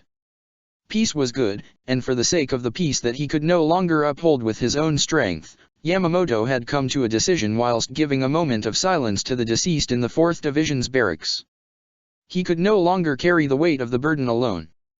In all the years that we've known each other, head captain, this is probably the worst situation that either of us have ever experienced, Anohana spoke solemnly while treating a patient in front of her. And I believe that it's far from over. Yamamoto sighed wearily. He was near the door overlooking the temporary training areas now used to accommodate for the number of injured.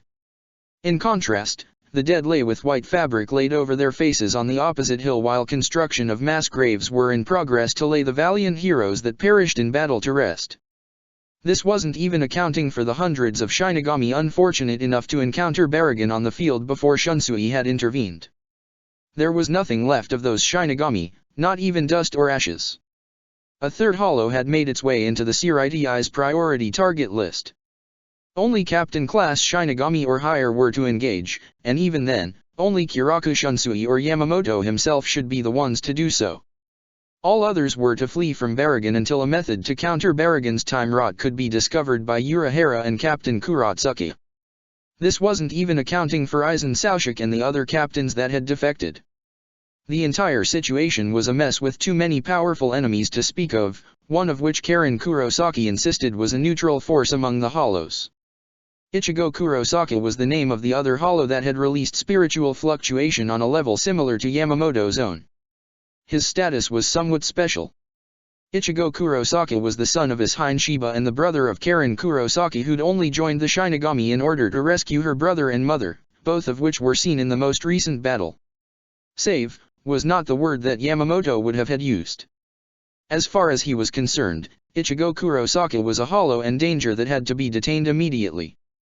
It was no wonder that Ichigo was able to display such profound spiritual pressure. He was the son of one of the Seiridai's noble families. Which was all the more reason to defeat him before he grew even stronger or decided to join Aizen and the Vasto of White. The situation though was complex. Harming Ichigo in any way would immediately incur the protest of the Shiba family. With the re-emergence of Ishine Shiba and the revelation that he was a father, the Shiba clan's remaining 2 members instantly became 5. 7 if Ichigo and the presumably revived Kaion Shiba were included. Kyokaku Shiba shared just as much determination as Karen Shiba to save their elder sibling. Moreover, Jushiro, the captain of the 13th Division, shared a similar goal. Yamamoto was now forced to add internal dispute on top of all the problems that the Seiridai was already facing. Head captain, if you keep thinking too hard, your forehead creases will only grow more noticeable, Anohana advised after treating her current patient and moving on to the next. Wasn't it you yourself who once said to look not on the number of deceased, but to focus on strengthening those that were alive. The 13 divisions were not formed through peace, but through fierce selection of the strongest individuals to survive in a bloody conflict. Yamamoto was still by the door so he could hear Anohana's voice. The former Kenpeiga was correct. Yamamoto had indeed said such words back when he single-handedly led the 13 court guard squads through hell and back. Although the past was over, lessons could still be relearned and followed. He had to look at the bright side of the situation rather than just the hardships that the future was bound to bring. He nodded once to Anohana before finding himself entering the long wooden court hall of the 1st Division where the remaining uninjured captains stood in 2 rows awaiting his arrival. Seijin was still out of commission and Zaraki was under intensive care after a thrilling bout with an Arankar named Enoitra Gilga that he'd met on the battlefield. Regardless, most of the captains were present, along with a few old faces. Despite losing the Battle of the fake Karakura town, intel on the Vasto of White, the Espada, Aizen, and the condition of the other traitorous captains were obtained. Moreover, the vacancies in the court guard squads were now occupied after a grudging truce and compromise with the Visored. Shinji and the ex-captains once stripped of their ranks due to their hollowification were reinstated due to the direness of the current predicament. Of course, that meant the sharing of intel. You believe the Vasto of White to be something that Aizen created. Yamamoto listened carefully to the conjectures of the Visored. Shinji and the others nodded, but Yamamoto shook his head. Unlikely, Yamamoto's expression seemed distant, the hands that he kept over Ryujinjaka clenched tightly. The Vasto of White was around since the founding of the 13 court guard squads. He is a fellow peer of mine who I admit I had once battled and failed to subjugate in my prime. The admission was met with a flurry of disbelief and widened eyes. None of them present in the battle of the fake Karakura town could forget the way the Vasto of White had single-handedly destroyed the space. He could have killed them all. He certainly had the power. The question now was why he hadn't? Were Hollows really as evil as they were made out to be? The parting words of the Vasto of White were the most memorable in the entire battle.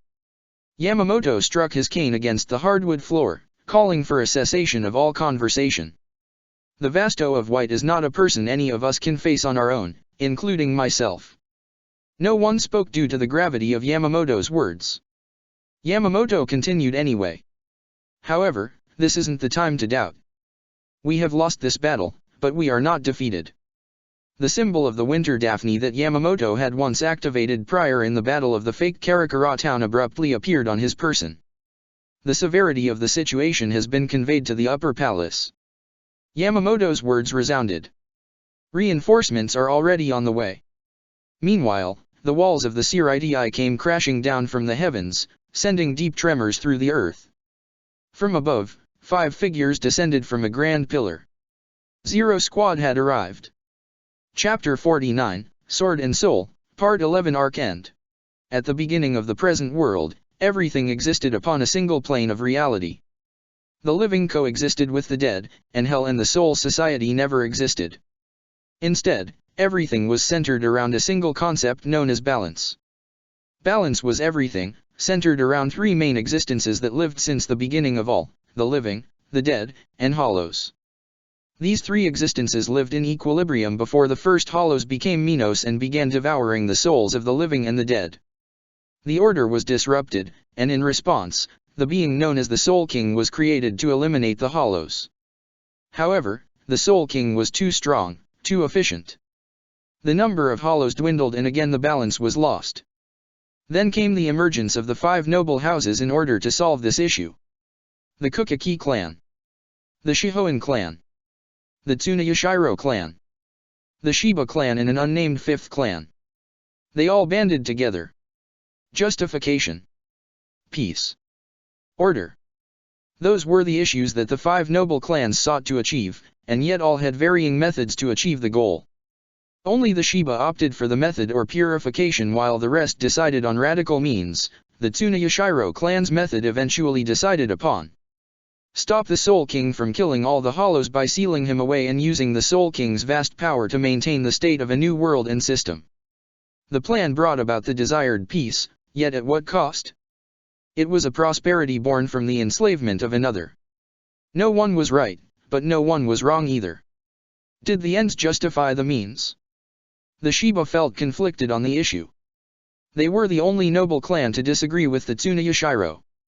After all, the Shiba clan accepted a fundamental truth that no other clan agreed with: hollows have hearts that feel, experience, and react to the joys and sorrows of the world much like all of the planet's denizens. The times were quickly changing over the years, and the order brought upon by the enforcement of the 5 noble clans was now reaching a breaking point. Yet only 3 would be able to see the situation for what it was in the future. A battle of ideals. This was not how it was supposed to be. His name was Ichibe Hyasub, the longest living Shinigami in all of history. In his life, he'd seen and heard of many things, including the tragic history of the Soul King.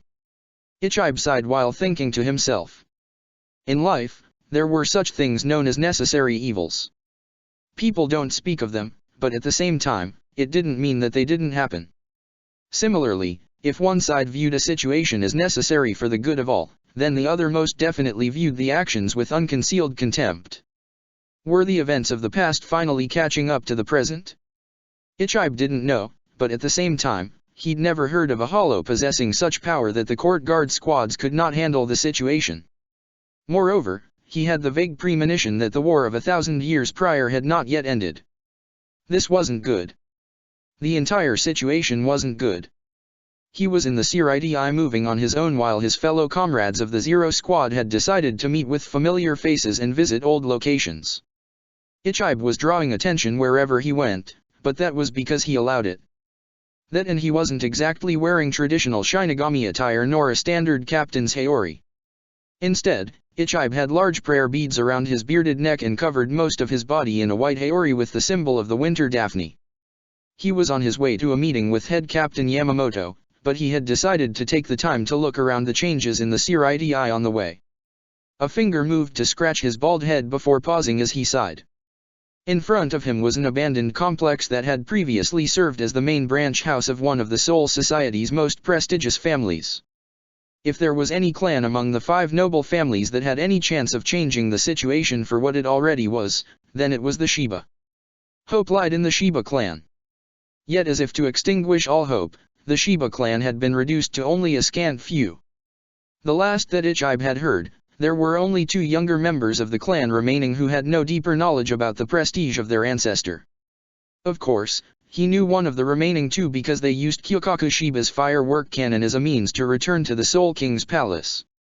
He digressed. There was nothing that he could really do about the situation anyway. A pity. Ichibe took in a breath and began to consider his options. If a hollow was strong enough to subdue the entirety of the court guard squads, it would be up to the Zero Division to eliminate such an obstacle. After all, the power was enough to reach the Soul King, and he'd verified this for himself.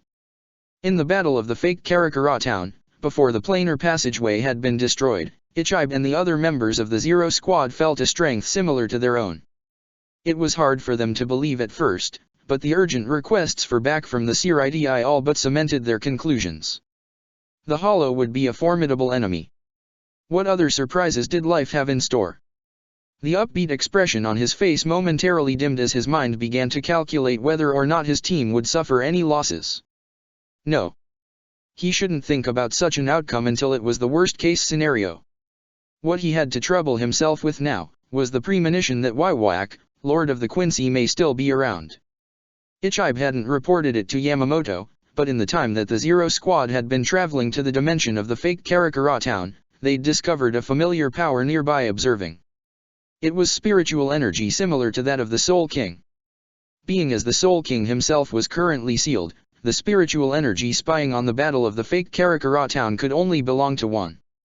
The future was not looking good. It was time to create countermeasures. Deciding that he'd wandered enough, Ichibe turned to leave the abandoned Shiba compound until he realized that the building wasn't quite as abandoned as he'd thought. Several people were actually inside the compound, which was odd since Kyokaku had long since moved with her younger brother out of the Siriti. No one, not even ranked Shinigami, could lightly trespass into the property of one of the Siriti's 5 noble clans. Worse, it was the Shiba clan of all clans. The one clan that Ichibe felt had any real chance in solving the dispute between the Quincy, the Soul King, and all the involved parties simply because they'd never advocated for the incarceration of the Soul King. It showed in the fact that Waiwak had not targeted members of the Shiba clan with unbridled ferocity, but had killed them out of necessity. Wondering what kind of individuals would be audacious enough to trespass into Shiba territory, Ichibe decided to investigate. What he never expected to encounter, however, was not only Kyokaku and Ganju Shiba, but Ishine Shiba as well as another rave-haired girl. From the black-haired girl, Ichibe could feel the blood of the Shiba clan running through her veins. The Shiba clan wasn't dead, but still growing? Ishine Shiba was also still alive? A remarkable discovery. So much so that Ichibe decided to forego his meeting with head captain Yamamoto. As much as Ichibe wanted to make his presence known in order to introduce himself, he realized that the family was actually in the middle of an argument. I said I'm going. The tone in Kyokaku's voice broke no room for debate. If Kisuke can open a portal to Hueco Mundo, then I'm coming. What do you mean I'm too weak? You're too weak and you're still going. Ishine gritted his teeth. Kyokaku, now isn't the time. At least I'm captain level and have some certainty of success. Kyokaku glared. You know as well as I do that you stand no chance against that monster, the Vasto of White. Your chances are as good as mine if you encounter him. Ishine wouldn't budge on the issue. Even still, captain level can elevate the chances of escape from any other hollow. Then why can't I come? Karen, the raven-haired girl, decided to interject moodily. I'm just as strong as you, damn goat face. All the more reason for you not to come. I have to save Ichigo and your mother. Ishine balled his hands into fists. I also have to look for Kaien and I don't want to have to worry about you two as well. That goes for all of you here. Kyokaku smashed her wooden fist onto a table and shattered it into pieces. Ganju, who was sitting behind her, backpedaled in order to not get hit by any flying splinters. You fucking hypocrite. Kyokaku pointed a finger at Ishine, rage in her eyes. Worry? What do you mean worry? You just don't want any of us to come because you're thinking about sacrificing yourself if the situation calls for it. Well, if you can risk your life, then why can't we? Ichibe watched the headstrong nature of the Shiba clan in full display, but continued to keep his presence concealed. It was a trivial matter for someone of his skill level. A vein popped over Ishine's forehead.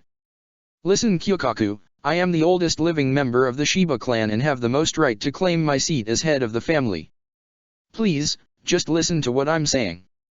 I don't want to lose anyone else, so stay here and watch after Karen, and that's final. Kisuke will be done with the preparations soon enough. Damned old man, Kyokaku scowled, gnashing her teeth together. What gives you the right to say that I can't go help my big brother? A lump formed in Kyokaku's throat which she struggled to swallow down as her emotions ran high. He'd always been there for me, for us, she gestured to Ganju and herself. Now when big brother Kaien needs us the most, you're telling us that we can't go help him. Ishine had no response. He could see that if he pushed the issue any longer, Kyokaku was going to explode, her eyes all but watering at this point. Dad, Karen could keep silent no longer. She didn't even bother to call her father goat face. I want to save Mom and Ichigo too. As much as you want to protect us, it hurts more if I lose you too. Yuzo needs us. It may be more dangerous for me if I go with you, but 2 is always better than 1 when searching. 3 when you count Kyokaku. Please. Ishine was hesitation, yet the final straw forced him to concede. You think you're the only one with connections? Kyokaku glowered. I can cash in on my favor from your Yuaki to force Kisuke to cooperate. If you won't take us, then we'll go on our own.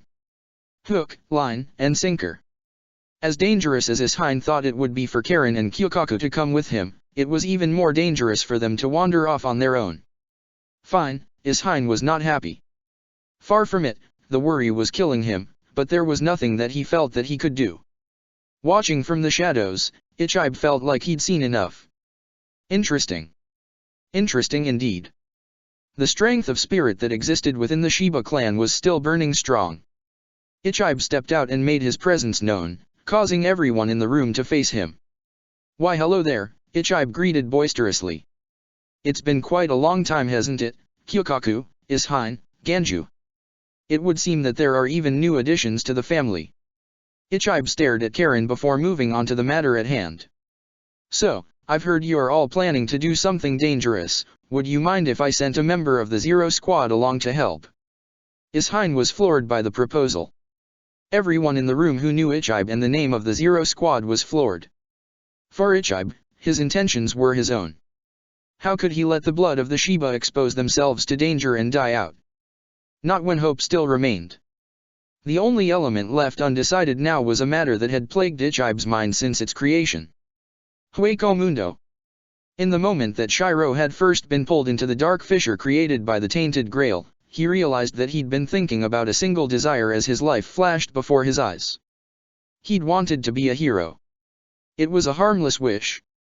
Something that shouldn't have resulted in anything substantial, and yet, it was the beginning of everything, a wish born from want or desire.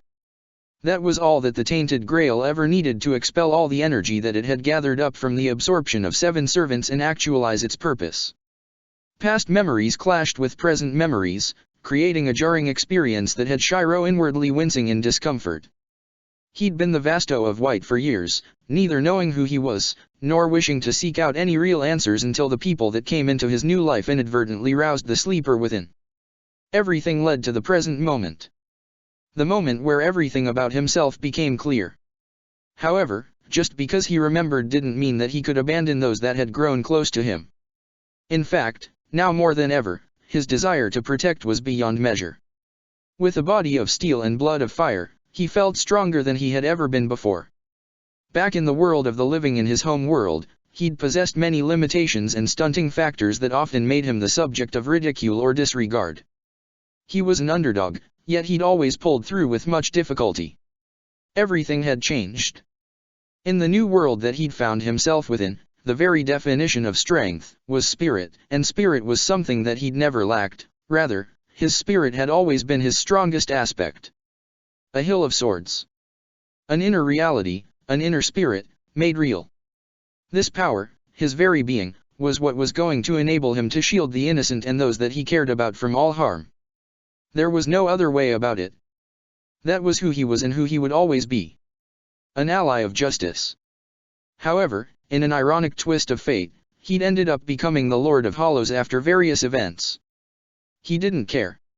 In fact, he embraced it after realizing the situation that the Hollows were going through. Hell, he'd even sacrificed a part of his very being in order to safeguard their prosperity and create a world solely for them. For Coyote and for every Hollow who was suffering in the human world. Now that he'd gotten his state of self back, he had been ready to face any form of danger for those that he cherished and wished to protect. Fighting, bloodshed, hate, animosity of any sort, but what sort of situation was this? He couldn't even begin to understand how to combat the current issue. Throw himself at it? Suicide? Attack? Against his morals? Endure? His mind wouldn't be able to take it. Run? Not happening unless he wanted more trouble. Beads of sweat formed over his brow as he quickly came to terms with the fact that he'd actually experienced similar situations throughout the entirety of his mortal life before he'd been affected by a tainted grail. It was the very bane of his existence, something that he found secretly endearing, but at the same time unbearable because of his personality. Women. He didn't like seeing friends fight. In fact, he hated it. It was even more so when the object of a quarrel had to do with himself and he didn't even know why half of the time. It made him feel helpless and constricted. Now, what was he supposed to do here? It was a Mexican standoff with Coyote standing by his side and staring flatly across at Haribel, Apasai, Sung Sun, Mila Rose, and Nell. The air was ambiguous, but if there was one defining factor that was of the most concern, it would be the tension permeating outwards. It was a mix of emotions ranging from denial, stubbornness, uncertainty, and what looked to be ill-concealed yearning. In fact, the Haribel and the others themselves probably didn't even fully understand what they were feeling. After all, even if Hollows had the ability to experience emotion, it didn't mean that they could understand every new emotion that they felt. Things like anger, greed, battle lust, and decisiveness were almost inherent for all Hollows, but emotions such as love, compassion, empathy, affection, and devotion? No way. They weren't sentiments ordinarily felt by Hollows. The situation was like a ticking time bomb. More so because the individuals feeling such varying emotions happened to be former Vasto Lord class hollows. All of them well acquainted with Shiro and clueless about what to do about such budding feelings. The answer was evident. Violence. It was the classical hollow maneuver. If one didn't like something, then destroy it. If seeing another woman beside a male friend, honestly, they weren't being true to themselves with that term, but no matter, was aggravating, then why hold themselves back? The strongest should have the right to decide everything, only that everyone present knew who that strongest woman was.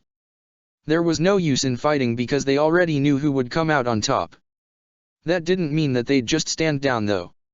Emotions don't go away. They will always remain even after the passage of time, waiting to be recalled. Emotions make people do stupid things. Therefore, even if Haribel and the others knew that they were glaring at a stronger peer, they had no regrets and no hesitation. Coyote stared back blankly while feeling the grudgingly stares congregate on her. Standing at the side, Shiro felt his mouth dry. Past experience warned him that speaking would only make the situation worse.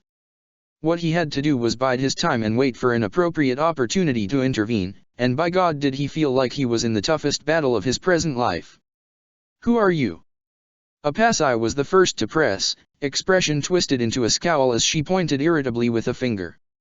The question was one that was echoed by everyone other than Shiro.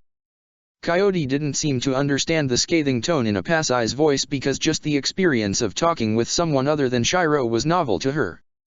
"Coyote," she said, sounding almost uncertain. "Coyote Gingerbuck. You are Apasai." Coyote frowned while digging through the memories of Lilynet and Starkey in her mind and turning her attention away from Apasai and towards everyone else. "Mila Rose," she said first, startling the caramel-skinned woman with her arms crossed to the point that she became speechless. This wasn't even the end of the surprises. Coyote shifted her attention with a nod. "Sung Sun." Widened eyes and a white sleeve carefully shifted to cover the bottom half of a face. "Lady Haribel." A stoic expression upon a fierce yet regal visage softened in bewilderment. "Big Sister Nell." Warm and inviting eyes blinked upon a face framed by emerald-colored hair. Meanwhile, Coyote felt like something had changed in the air. The tension was fading, replaced instead by a vague sense of stunning realization. Although the words that Coyote had said sounded foreign to her lips, the familiarity in the way that she spoke them was not lost on Haribel and the rest. "Lilynet." Apasai frowned. "The brat? No Starkey." The drawl of Coyote's voice reminded everyone too much of the lazy ass who always seemed to find the time to nap at his leisure. Hearing the names, Coyote remained detached. "Coyote," she repeated again. Although it wasn't wrong to call her Starkey or Lilynet because she was basically them, she still had her own identity to uphold. No one else bought Coyote's words. Now that they were scrutinizing her, they took notice of all the minor details that they'd neglected in their emotional state. Gray jacket, painted bone helmet covering an eye, the angular face, the baby cheeks, everything pointed to Starkey and Lilynet. Unknowingly, a feeling of relief flooded through Haribel and the other women's minds before they turned to look at Shiro. "What's going on?" they finally deigned to ask him. Shiro for his part would not miss the opportunity to explain things. After all, it was swiftly closing. He could see the way that Coyote's facial features were twisting into disgruntlement. More than likely, she was going to insist that she was Coyote and not the same people that Haribel and the others knew. Of course, she was in her right to do so, but Shiro had a gut feeling that Coyote would resort to the bluntest means possible to get her point across. The situation required finesse, not brute force. About that, Shiro placed a hand on Coyote's shoulder and abruptly stopped her from opening her mouth to respond. "It's complicated, but we've known each other for a long time." "Family," Coyote nodded her head strongly. For a moment, a flicker of reminiscence regarding simpler times appeared in Shiro's mind before he found his lips curving upwards. "Yeah, we're family," he said, prompting Coyote's cheeks to flush with a wave of warmth. She tilted her chin and glanced away, unwilling to let others see her in her present state. At any other time, she would have no trouble keeping her expression neutral, but it had been so long since she'd felt Shiro's company that it was hard to act indifferent when clearly, she wasn't. Her actions caused Shiro to sigh in relief. She wouldn't be arguing with Haribel and the others anytime soon. Well, yeah, we already knew that Starkey and Lilynet were with you the longest. Of course, they must be family to you, Nell interjected. Shiro felt that there was something there in Nell's statement that had a different meaning, but he didn't pursue the matter. What we were asking you to explain was what happened to them. Haribel said bluntly. More specifically, Haribel referring to the fact that Starkey and Lilynet had undergone a second release. This meant to say, that in the minds of Haribel and the rest, Coyote was just the form that Starkey and Lilynet took after obtaining a greater power. Power that they themselves should be able to obtain somehow. This was going to be a difficult concept to explain, Shiro quickly realized. Different from all of the other Arrancar, Coyote wasn't in the form of a second release, but her original form. It's complicated, Shiro deflected the issue. What matters are the changes going forward. I will protect you all. Everything. I promise, he said, missing the way everyone else stood rooted in place in stunned silence. What was this feeling? This beating in their chests? This budding sensation like butterflies in their stomach? No, it didn't matter. They could think about it later. What mattered now was something more important. How long do you intend to keep up that form? Nell asked while looking at Coyote. The others can't even draw near. The pressure that Coyote was releasing was stifling even alongside her fellow Vasto Lord-level Arrancar. This was to say, that any weaker individuals in the vicinity couldn't even draw close. The nearest hollows were staring curiously from a distance of over 100 meters away just to avoid suffering under Coyote's spiritual pressure. It was definitely a problem for the weaker individuals residing within the lands of the Vasto of White, however, Coyote seemed to have long since figured out a method to ease the pressure. She closed her eyes and began to violently diffuse her power out and directly separate it from herself. Two spiritual bodies were soon formed hovering on either side of Coyote. One grew larger and lankier than Coyote herself, while the other became child-sized. Over time, Starkey and Lilynet's distinct features became apparent before Starkey just lazily sprawled onto the ground. Lilynet in comparison was staring at herself and then back to Coyote like she couldn't understand what was going on. She didn't need to. She took one look at Coyote, and then one look at Shiro, and then put aside all other concerns in order to stick herself around Shiro's neck. Family. They'd been family since the beginning. You're not allowed to leave again, she said, her voice trembling. Both she and Starkey had felt the very same emotions as Coyote did. The only difference was that Lilynet was the vocal aspect of Coyote. Although Starkey wasn't saying anything while sprawled on the ground, his sentiments were already clear, let alone Coyote, who walked up to Lilynet, grabbed her by the helmet, and then tossed her aside. Hey! Lilynet yelled in outrage before her words left her entirely. Unaccustomedly, Coyote was trying to imitate Lilynet's earlier actions, much to the shock and fury of everyone. She wrapped her arms around Shiro's neck before then raising her legs in an attempt to hang off of him in joy. She didn't really know, but she'd felt envy stir when watching Lilynet and decided to do it herself, only that she quickly came to a problem. Why can't you be taller? She bluntly asked.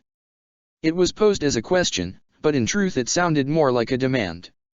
Shiro had no response, yet the others did. If before, Nell and the rest could attribute Coyote as Lilynet and Starkey, now it was evident that Coyote was a separate entity herself. A rival woman that had literally just thrown herself over the one ignorant man that many in Hueco Mundo were secretly vying for. Only that they just didn't know that they were doing so yet. Surges of spiritual energy threatened to level everything in the area before Shiro finally decided that he'd had enough. Stop. What's the point in fighting? Wrong words. Several pairs of eyes narrowed as the primal urge to beat back competition only continued to grow.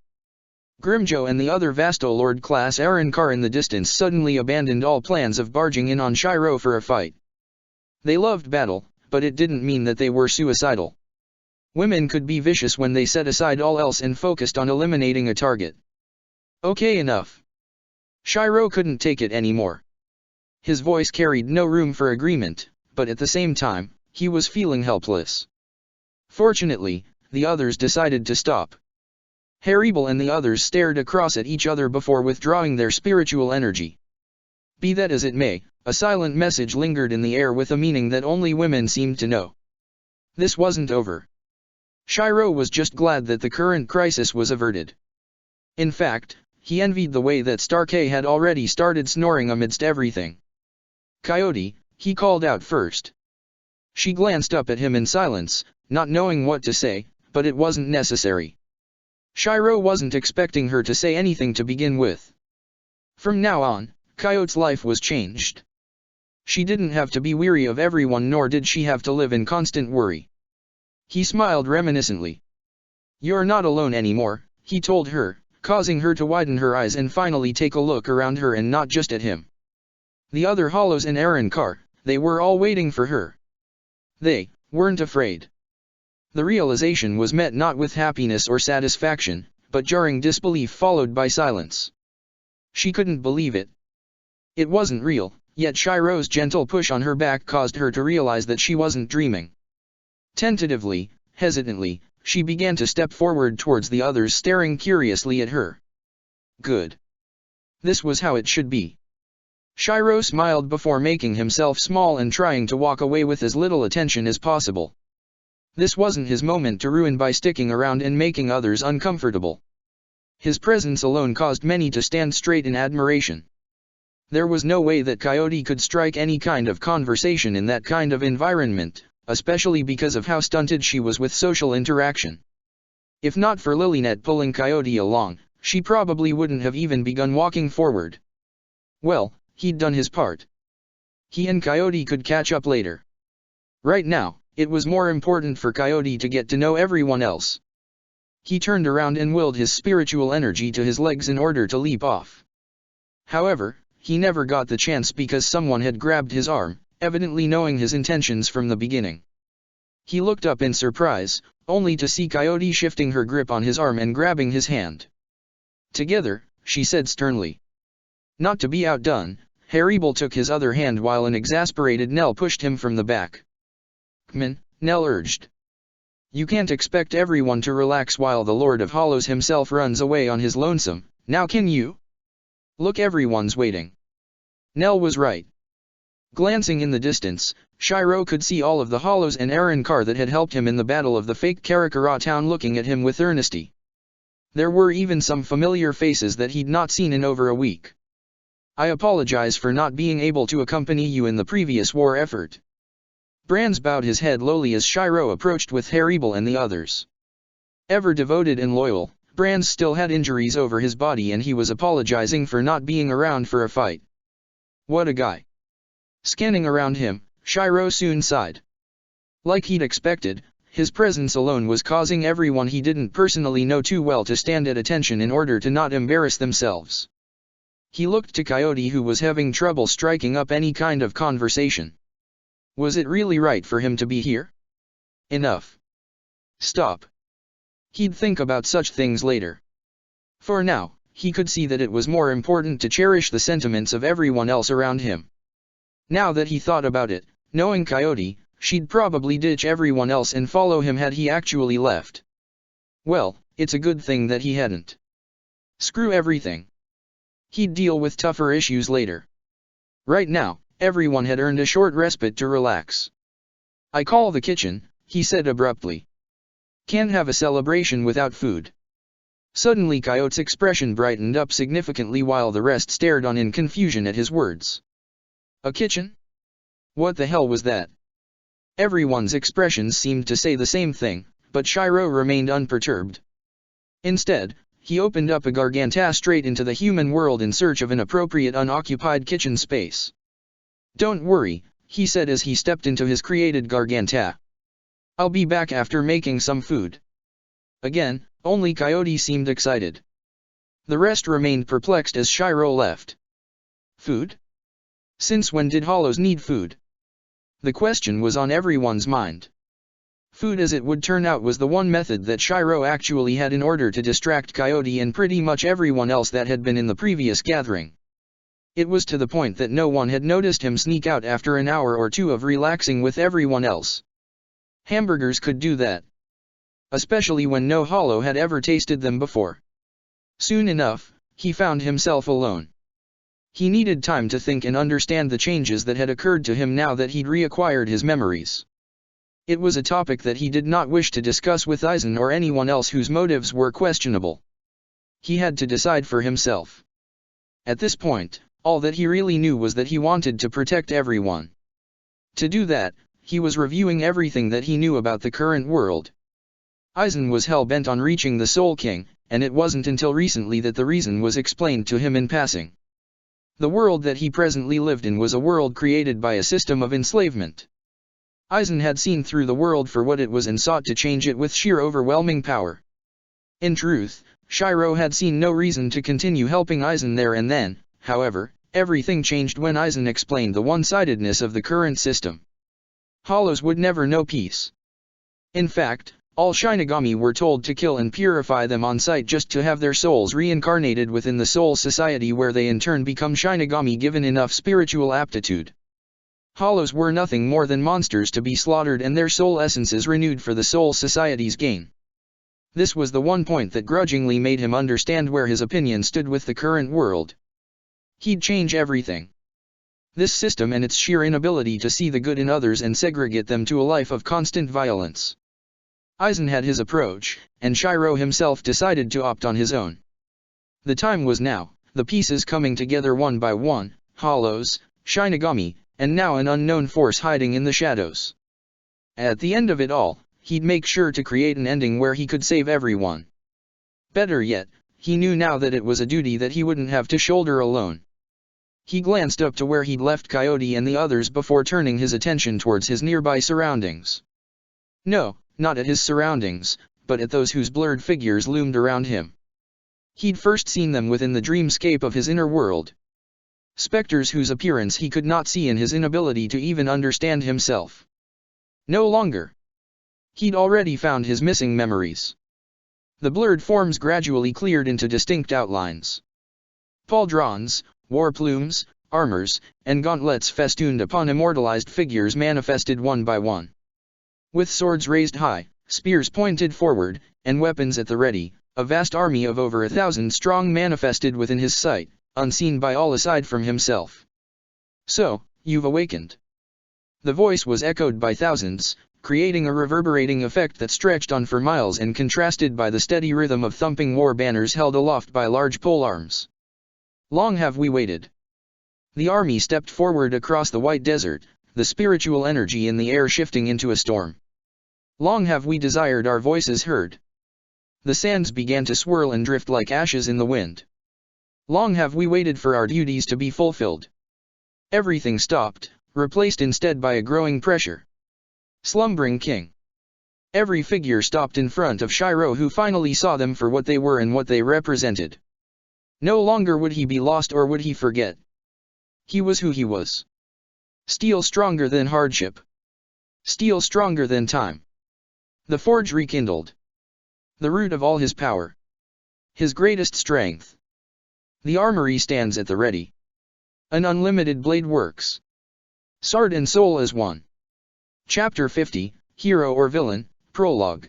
Memories that Silent now knew for a fact were her own appeared blurry and vague in her mind, but all the same, she could now make out words and names. Masaki. Ichigo, Karen, Yuzo, Ishine, Ryukin. It was difficult to place them at first, but Silent was certain that Masaki was in fact her real name. Groggily she forced her eyes open only to see the low-hanging roof of a cave. She pressed a hand to her forehead and sat herself up from where she'd been laid down to rest. Her head was throbbing and her vision was blurred. The last thing that she could remember before passing out was getting her hands around one of the Quincy invading Hueco Mundo, and then she shook her head and blinked away the bleariness in her eyes in order to stare at her own hands with a sense of uncertainty. Did she kill him? It didn't make sense. All that she did was touch that other Quincy. Quincy? Did she used to know such a term? Thoughts and emotions that Silent hadn't felt for years began to assail her mind one by one until she finally sorted everything out in detail, and when she did, she began to sob. The tears just wouldn't stop falling no matter how hard she tried. In her thoughts was the image of a young Ichigo, small, frail, and constantly hiding behind her leg. The Ichigo Silent could recall in her most recent memories had grown. No longer was he just a little boy, he was now even taller than her and even resembled Ishine in his prime. This begged the question, how long had she abandoned her family for in her blissful ignorance? Through the sobs that racked through her body, she considered just how she'd regained a portion of her memories back. She knew names, places, and certain details, but everything else was still shrouded in a layer of fog. She could feel that certain memories were present in her head, but at the same time, she couldn't seem to access them. Everything was a mess. She could only imagine what sort of turmoil she'd caused for her family when they had seen her form and she'd failed to fully recognize them. She was their mother. The woman who'd showered her family in love since day one. Sitting up alone within the cave Silent found herself in, her ears preened to the sound of merrymaking originating from the cave's entrance.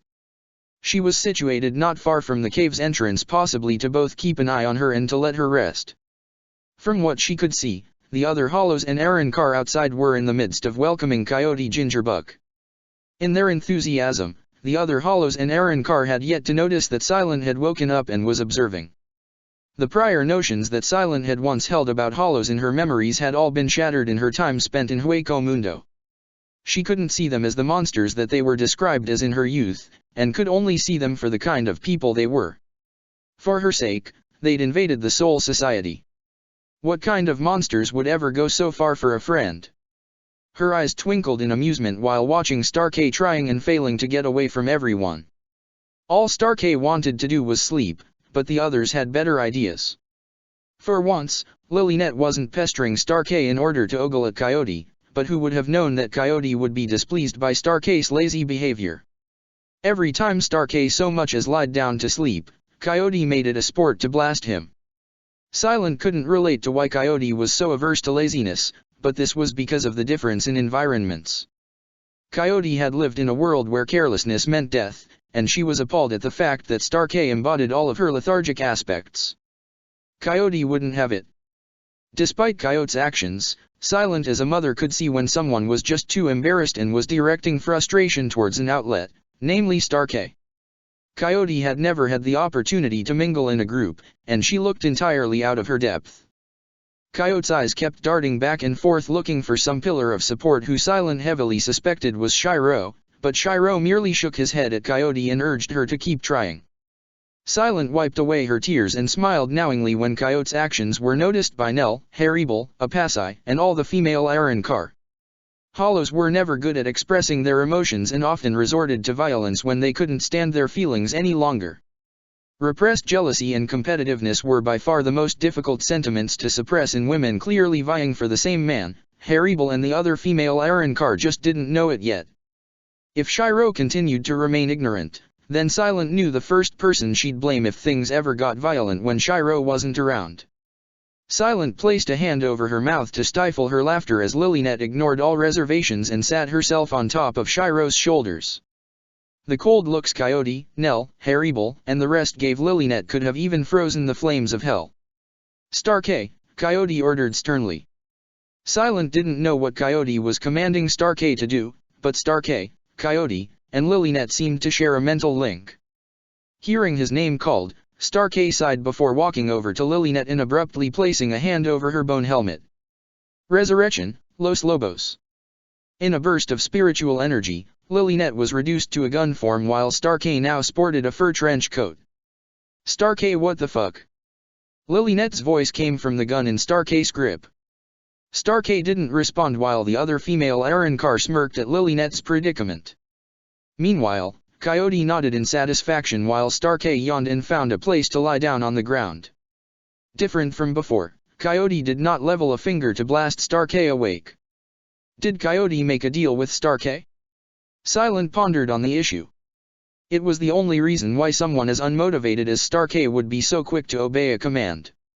Regardless, Coyote soon found herself surrounded by other hollows asking her to elaborate on how she knew Shiro. Clearly, Coyote didn't take well to crowds because for the longest time, she remained utterly frozen until she found her voice again. In watching the interactions of the crowd, Silent had all but lifted herself out of the depressed mood she had previously been in. So, What if she'd missed several years of her family's lives? She could still make it up to them somehow. The more pressing issue was Wywak of the Quincy. Silent knew that he would come. She could feel it in the actualization of the Quincy war song.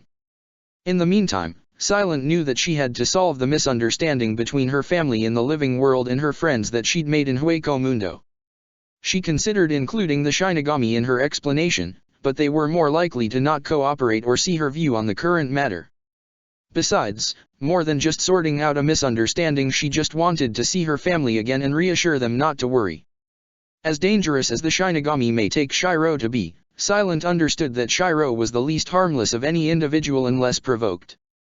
Which is exactly what Silent needed to warn her family and friends in the living world about. Glancing at Ichigo's sleeping form laid down beside her by Nell to rest, Silent wordlessly picked him up into her arms for a hug. She understood that the only reason he'd remained in Hueco Mundo was for her sake, but because of that, he too should understand that hollows weren't just the monsters they were made out to be. In a single motion, Silent tore open a garganta and paused when she sensed a presence behind her. She turned to see Nell looking knowingly at her. "Leaving?" Nell asked with her arms uncrossed and a frown on her face. Silent nodded before using a finger to write a message in the sand. "There's something that I need to do with Ichigo, but I'll be careful and come back. I promise." Nell took a moment to read what Silent had written before sighing. Silent flushed red when she considered that everything had started in the first place when she began visiting the human world. Was it too much to ask to be trusted to venture off on her own after the past incidents? Silent clearly underestimated what it meant to be friends. Even if you blundered once, it didn't mean that such action couldn't be forgiven. "Go," Nell gave her consent. "I'll let Shiro know not to worry, but I swear that if you get caught up in trouble again, there won't be a next time." Silent nodded heartily at Nell in relief. "I promise," she wrote again in the sand. In the next moment, Silent stepped through the garganta with Ichigo in tow and directly entered the skies of Karakura town with a destination in mind. She moved past the bustling streets lined with cars and pedestrians while making her way to the Kurosaka clinic. It was just as she remembered it, small, quaint, and cozy. It was home.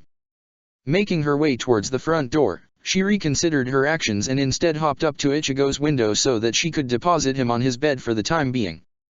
Ichigo's room was different from the room Silent still had in her mind, but that was what happened when children grew up.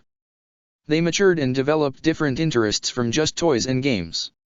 It broke her heart to think that she'd missed so much of her children's lives, but she digressed and moved on to explore the other areas of her house. By the time she reached the kitchen and living room areas, she nearly balked in embarrassment when she discovered a life-sized picture of herself on the wall by the dining table. What was Ishine honestly thinking? Speaking of which, of all the times that Ishine wasn't at home, it just had to be now. Silent pursed her lips and felt at a loss. Initially, she'd gone to seek out Ishine in order to explain her circumstances to him. She hoped to use his status as a former captain class Shinigami and a member of the Shiba clan to dissuade aggression from the Soul Society. If there was anyone who could be loud and boisterous enough to get their opinion heard, it was Ishine, but Ishine wasn't around, neither was Karen. In fact, the Kurosaki house was practically empty. What was she supposed to do now? She pondered to herself and soon came to a quick conclusion. That's it, Kisuke. She could have gone to Ryokan, but their relationship was still quite awkward considering that he had been her former arranged husband. Besides, what she needed right now were people connected with Shinigami. Kisuke, and by extension, Yoriyuki could grant Silent much help in this regard. Her decision made, Silent moved into action, but faltered a second later, the sound of shattering glass plates causing her to freeze. Although Silent had said that the Kurosaki house was practically empty, it didn't mean that it was. Karen and Ishine weren't around, which left only one person other than Ichigo in Silent's mind that could be the source of the hyperventilating behind her. Silent was a spirit. Ordinarily, she couldn't be seen by humans, but considering her family's pedigree, it was only natural that all members were spiritually aware by a degree. Yuzue, the name appeared in Silent's mind just as she found herself tackled to the floor by the waist. She couldn't even be met either. Not when she looked down at the sobbing face of one of her baby girls desperately clinging onto her as if she'd fade away if let go. Seeking out Kisuk was going to have to wait. Her daughter's mental health was more important. For the first time in a long time, Jin no longer knew how he should proceed in his plans. Everything had inexplicably gone beyond any feasible prediction and had spiraled into a web of possibilities with no destination in sight. If one did not tread carefully, one may even discover themselves upon the precipice of death and ruin at the hands of an unseen predator. A one-sided chessboard? A game? Or perhaps a labyrinth with no end?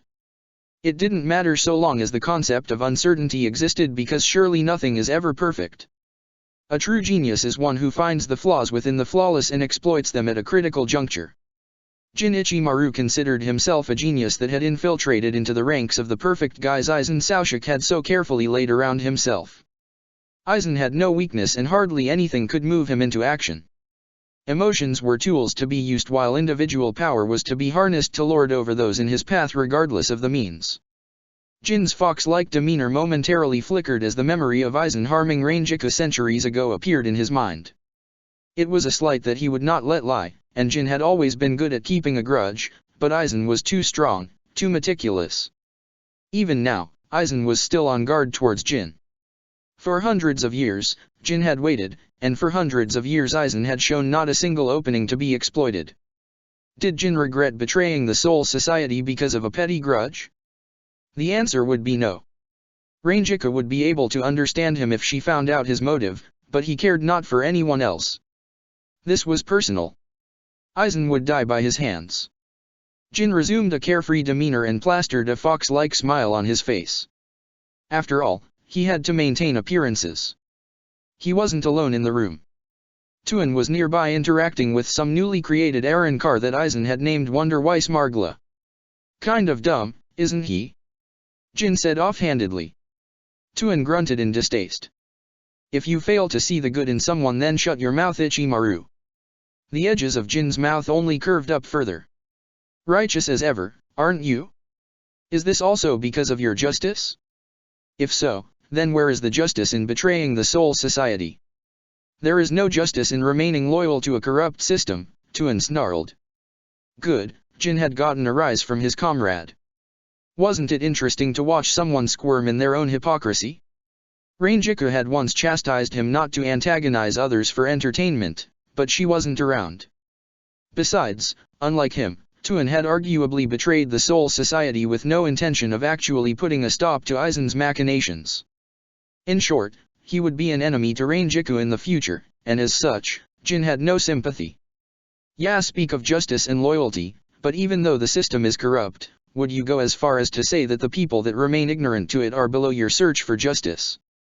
Jin took satisfaction in the way Tuan thinned his lips. He kept talking. Weren't you genuine friends with that Seijin fellow? Or what about your former lieutenant who trusted in you and your justice wholeheartedly? To them what you did was not justice, it was abandonment, no matter how you word it. Tuan didn't answer. Jin could hardly care, since Tuan could not run from the irony of his actions.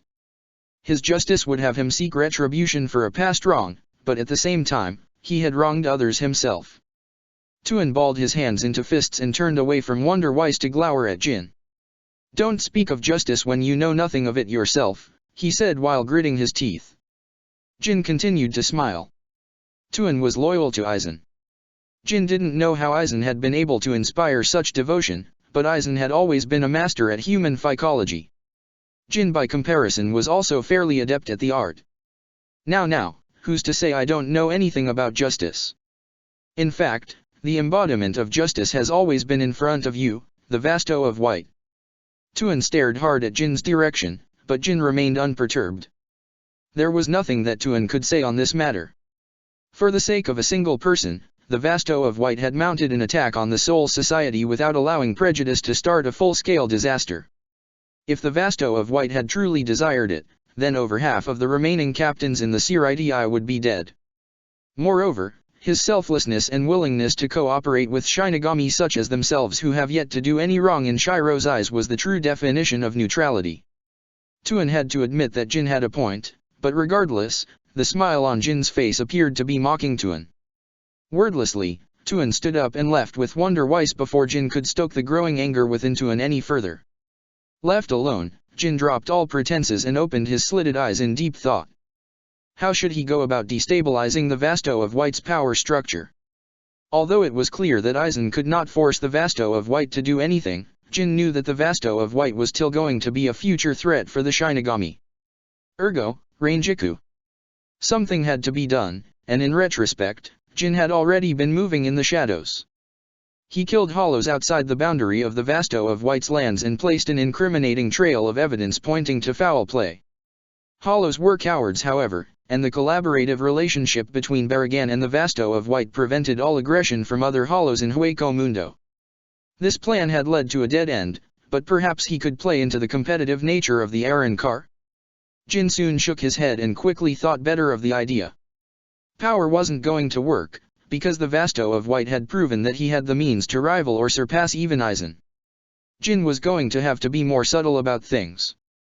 Redirection then. What better way to eliminate an enemy than to mislead them into attacking an equaling strong foe? He just had to find the right adversary to begin with, and that was the difficult part due to a lack of information he can gather without drawing suspicion. Whatever, Aizen was still the main target. Jin was at an impasse. How was he supposed to kill Aizen now? Wind suddenly picked up, the sand beneath Jin's feet stirring. Maybe it's no longer plausible, a voice echoed as if reading Jin's thoughts. Jin's eyes widened. No one should be able to understand what he was thinking aside from himself. Even Aizen was no exception. Moreover, he'd made sure he was alone before falling into contemplation. He turned his neck sharply towards the sound of the voice, and abruptly froze at the appearance of an unexpected guest.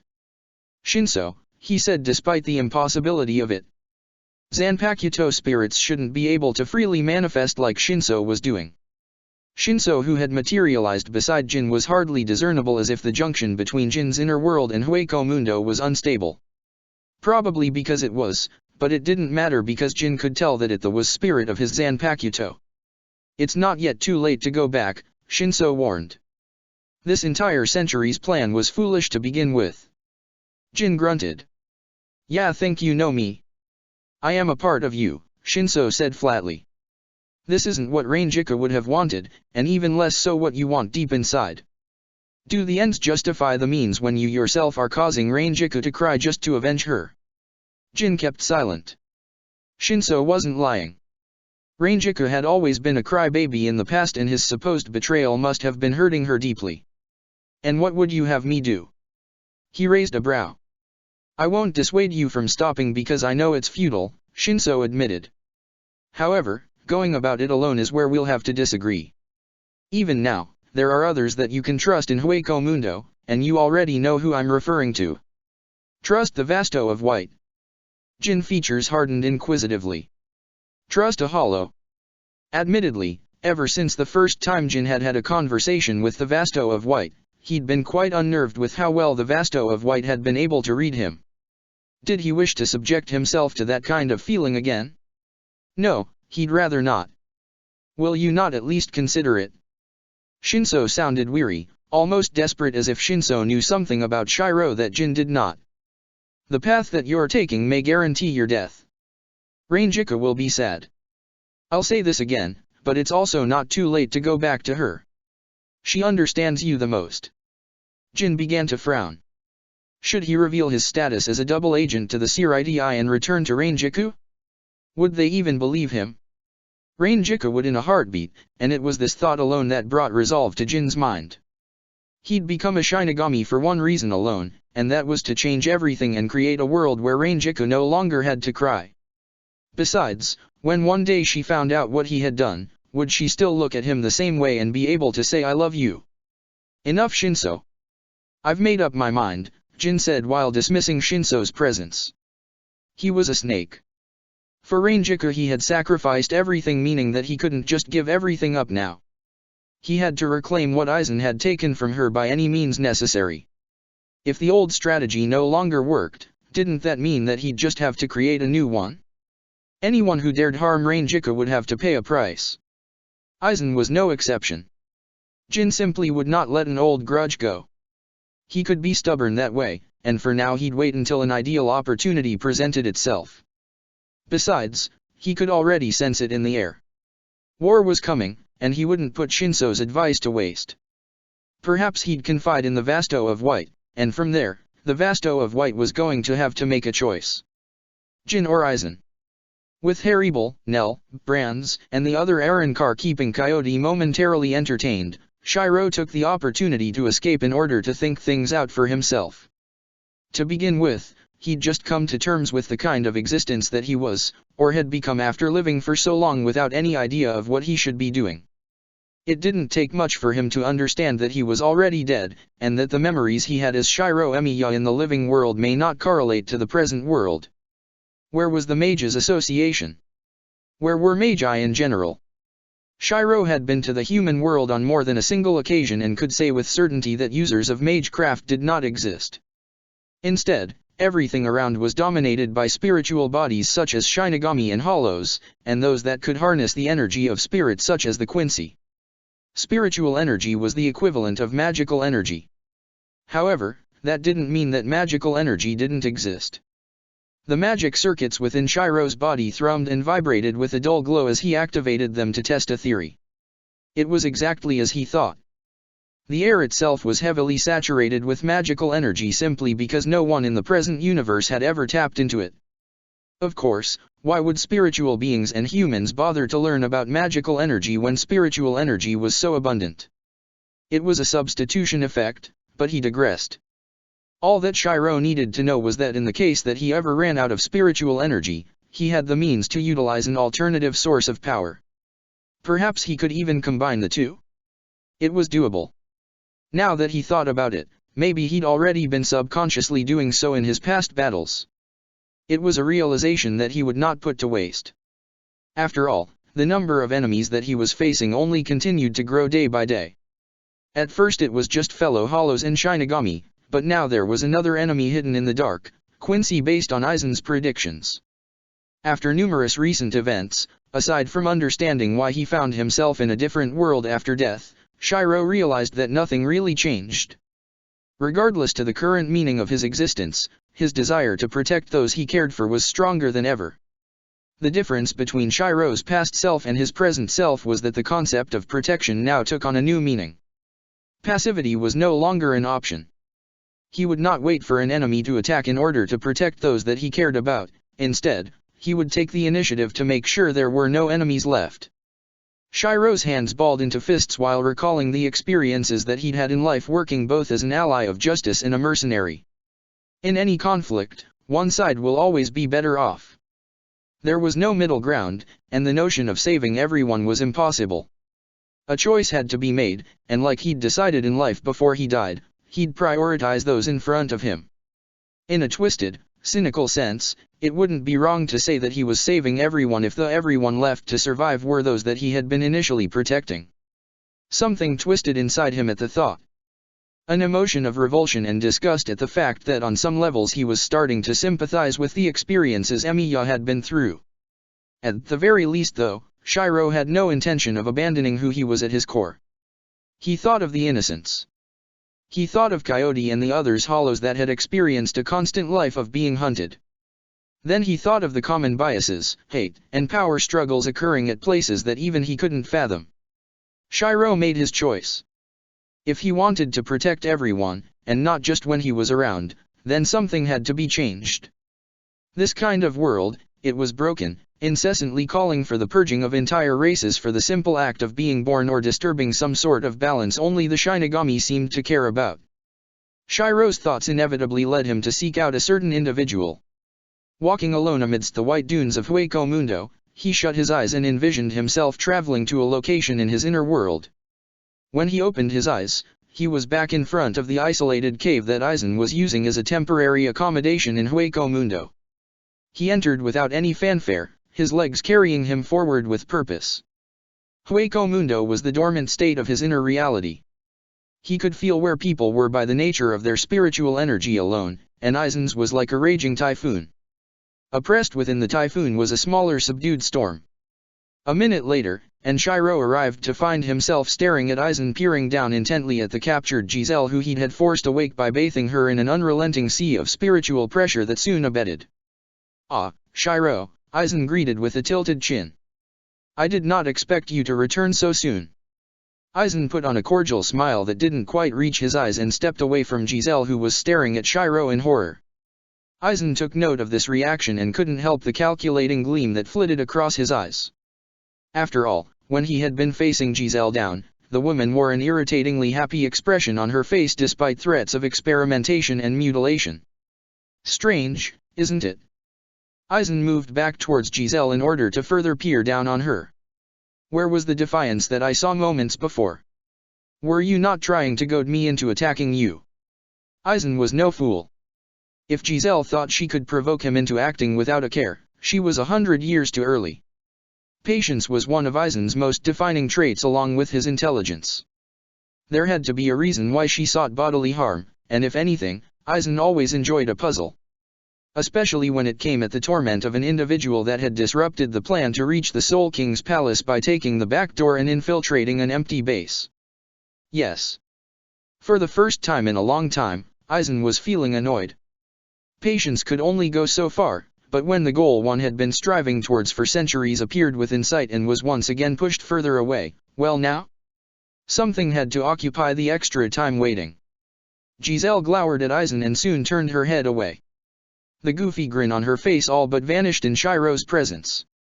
"Fuck off," Giselle spat in Aizen's direction, eliciting a groan of pain as the sheer spiritual pressure released and focused on her flattened her into a pancake on the floor for her efforts. The sand was creating the shape of Giselle's outline, and the very action of breathing caused her to inhale sand. Her bones were groaning in protest, and if one looked close enough, one could see the writhing of her body as she tried to fight back. The smile on Aizen's face was increasingly cold. So, what if Giselle couldn't die? That just meant that he didn't have to show as much restraint. Immortal or not, one thing was clear about Giselle. She was still a human, a Quincy, and Aizen had researched his fair share. They could mold the spiritual energy around them to their whims, and to counter that, Aizen was constantly suffusing the entire area in his personal spiritual energy that Giselle found impossible to usurp control. "Aizen," Shiro called out, and suddenly, the pressure just stopped. Beside Shiro, Aizen shrugged his shoulders and gestured for Shiro to do what he would. Struggling to pull herself out of the impression that she'd made on the ground, Giselle spat out blood from having almost all her internal organs ruptured.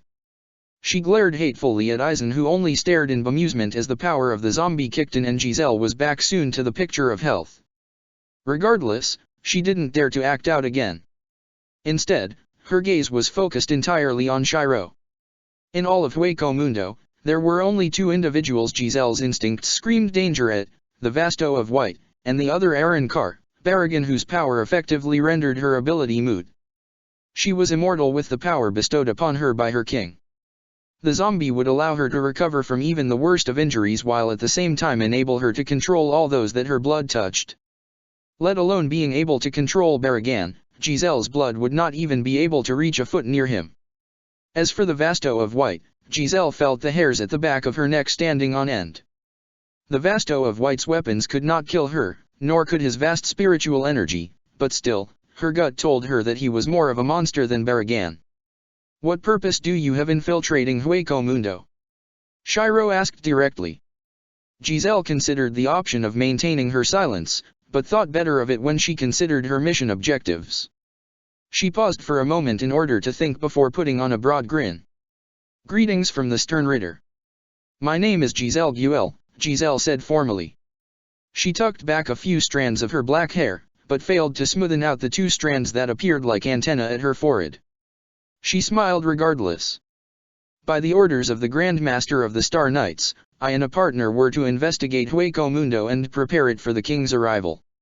In the meantime, the Shinigami and Hollows were supposed to be killing each other's strongest, but I suppose not." Pooey.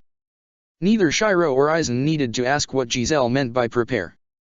The sheer disregard for Arrancar Barragan had gruffly explained Giselle and her partner were more than enough to create the appropriate assumptions. Aizen raised a brow. "You sought to defeat the entirety of Hueco Mundo with just you and an ally." Giselle simply nodded. If it was possible, yes, but clearly things have not gone in that direction. Therefore, I will now start the second task given in failure of the first. Shiro waited. Giselle was obviously directing her words towards him and ignoring Eisen, who was content to listen on the side. The enemy of my enemy is my friend, Giselle recited giddily, prompting Eisen to actually nod. It was a logical statement and one that Eisen had used himself when he'd first began cooperating with Shiro. The Shinigami and the Soul King's palace are the real enemy. Eisen was half expecting Shiro to reciprocate the sentiment, but Shiro wasn't answering. Perhaps if it was before Shiro had regained his sense of self, he'd be simpler to manipulate, but no longer. He already knew his priorities. Shiro's working relationship with Eisen was already a rocky boat, and he didn't need another. I refuse, Shiro directly answered, causing Giselle's features to sag visibly while a smile of bemusement graced Eisen's lips. You refuse? Giselle was taken aback. If you refuse this proposition, you really won't like it when the king comes. Then let him come. Shiro's nonchalance was not what Giselle expected. Although he's free to negotiate, if he tries anything harmful in Hueco Mundo, he'll see just what sort of place he's stepped into. Shiro hoped that things could end pleasantly with whatever group the Stern Ritter was. He felt as if he'd made enough enemies recently. Bloodshed was not the outcome that he desired if it could be avoided. What he wanted now was a method to protect everything, and Eisen appeared to know more than what he was letting on. Ignoring Giselle's shell-shocked expression, he signaled for Eisen to have a talk in another room and left promptly. He didn't even wait for Eisen to follow. Eisen raised a brow, but didn't bother asking what Shiro had on his mind before following. Giselle, who was left behind unrestrained, felt like she was being made a fool of and being taken too lightly. Angered, she tried to collect spiritual energy into the form of an attack. After all, she could now feel the spiritual energy around her again since Eisen had stopped saturating the area with his energy. What a fool! Spiritual energy coursing through her veins, Giselle aimed her hand towards Eisen, but quickly faltered when Eisen stared back impassively with a snide expression one would use when looking at an ignorant fool. She'd make him pay for staring at her with such scorn, yet it wasn't to be. What the hell? Giselle's eyes dilated. She could not mold her spiritual energy at all. Just as Eisen left the room, he merely said a few sentences that caused Giselle no end of self-inflicted mental torture. I told you, Eisen had began icily. I've done my research on Quincy, and you were left to my devices unconscious and defenseless for hours. Did you really believe I'd do nothing to you? Without the ability to shape spiritual energy, you are nothing more than a human with above-average spiritual energy who can't die, a perfect lab rat. Say Laporo will be quite pleased. Wait, what did you just say? Giselle's expression contorted in panic. Her only response was a cold chuckle as Eisen sealed the room Giselle was staying within. Eisen then moved to where he could feel Shiro waiting for him. He raised a brow when he saw Shiro looking somberly in his direction. Something the matter? Eisen asked. Shiro maintained a stoic expression honed from years of trying to emulate the disposition of a woman that he met a long time ago. If we are to continue working together, I need you to be truthful, Eisen. From this point on, I've decided to shift into a proactive approach, Shiro said while crossing his arms in front of his chest. Enough lies. You already know what I want, but your goals are still unclear. The fact that you're cooperating with me despite knowing my personality means that our goals should not conflict. Regardless, if your end goal is not agreeable, our cooperation ends here. Eisen took everything that he'd heard in stride. In fact, it appeared as if he'd been waiting for this very conversation from the beginning. We all have out wants, Eisen began evenly. You wish to protect those around you and I wish to break free of the limitations forcibly imposed upon all beings living within this world. It just so happens that somewhere in between, our interests and means impeccably align. Shiro knit his brows while shaking his head. If you think that I would cast others aside like trash on the road for my own self-interests, then you're wrong, he chastised. Eisen didn't react to the barb. He just continued with an amicable air. I assure you, killing and destruction is only a byproduct of what must be done. It's not like I actively choose to slaughter people. On the contrary, I only find myself killing those who impede me and those that attack me and my colleagues. Aizen mirrored Shiro's posture and let out a small condescending sigh. Surely you won't fault me for that? Everything I do is done for a reason. Every experiment and material gained, used to test certain universal theories that would further a means to an end, but let's agree to disagree on this topic. Aizen's expression sharpened, his brows narrowing and smile fading away into rueful amusement. You asked for my true objective, but by this point, our end goals are near identical. The only way you can guarantee protecting everyone is to shatter the entire system. You don't trust me fully, and I can see that, but so what?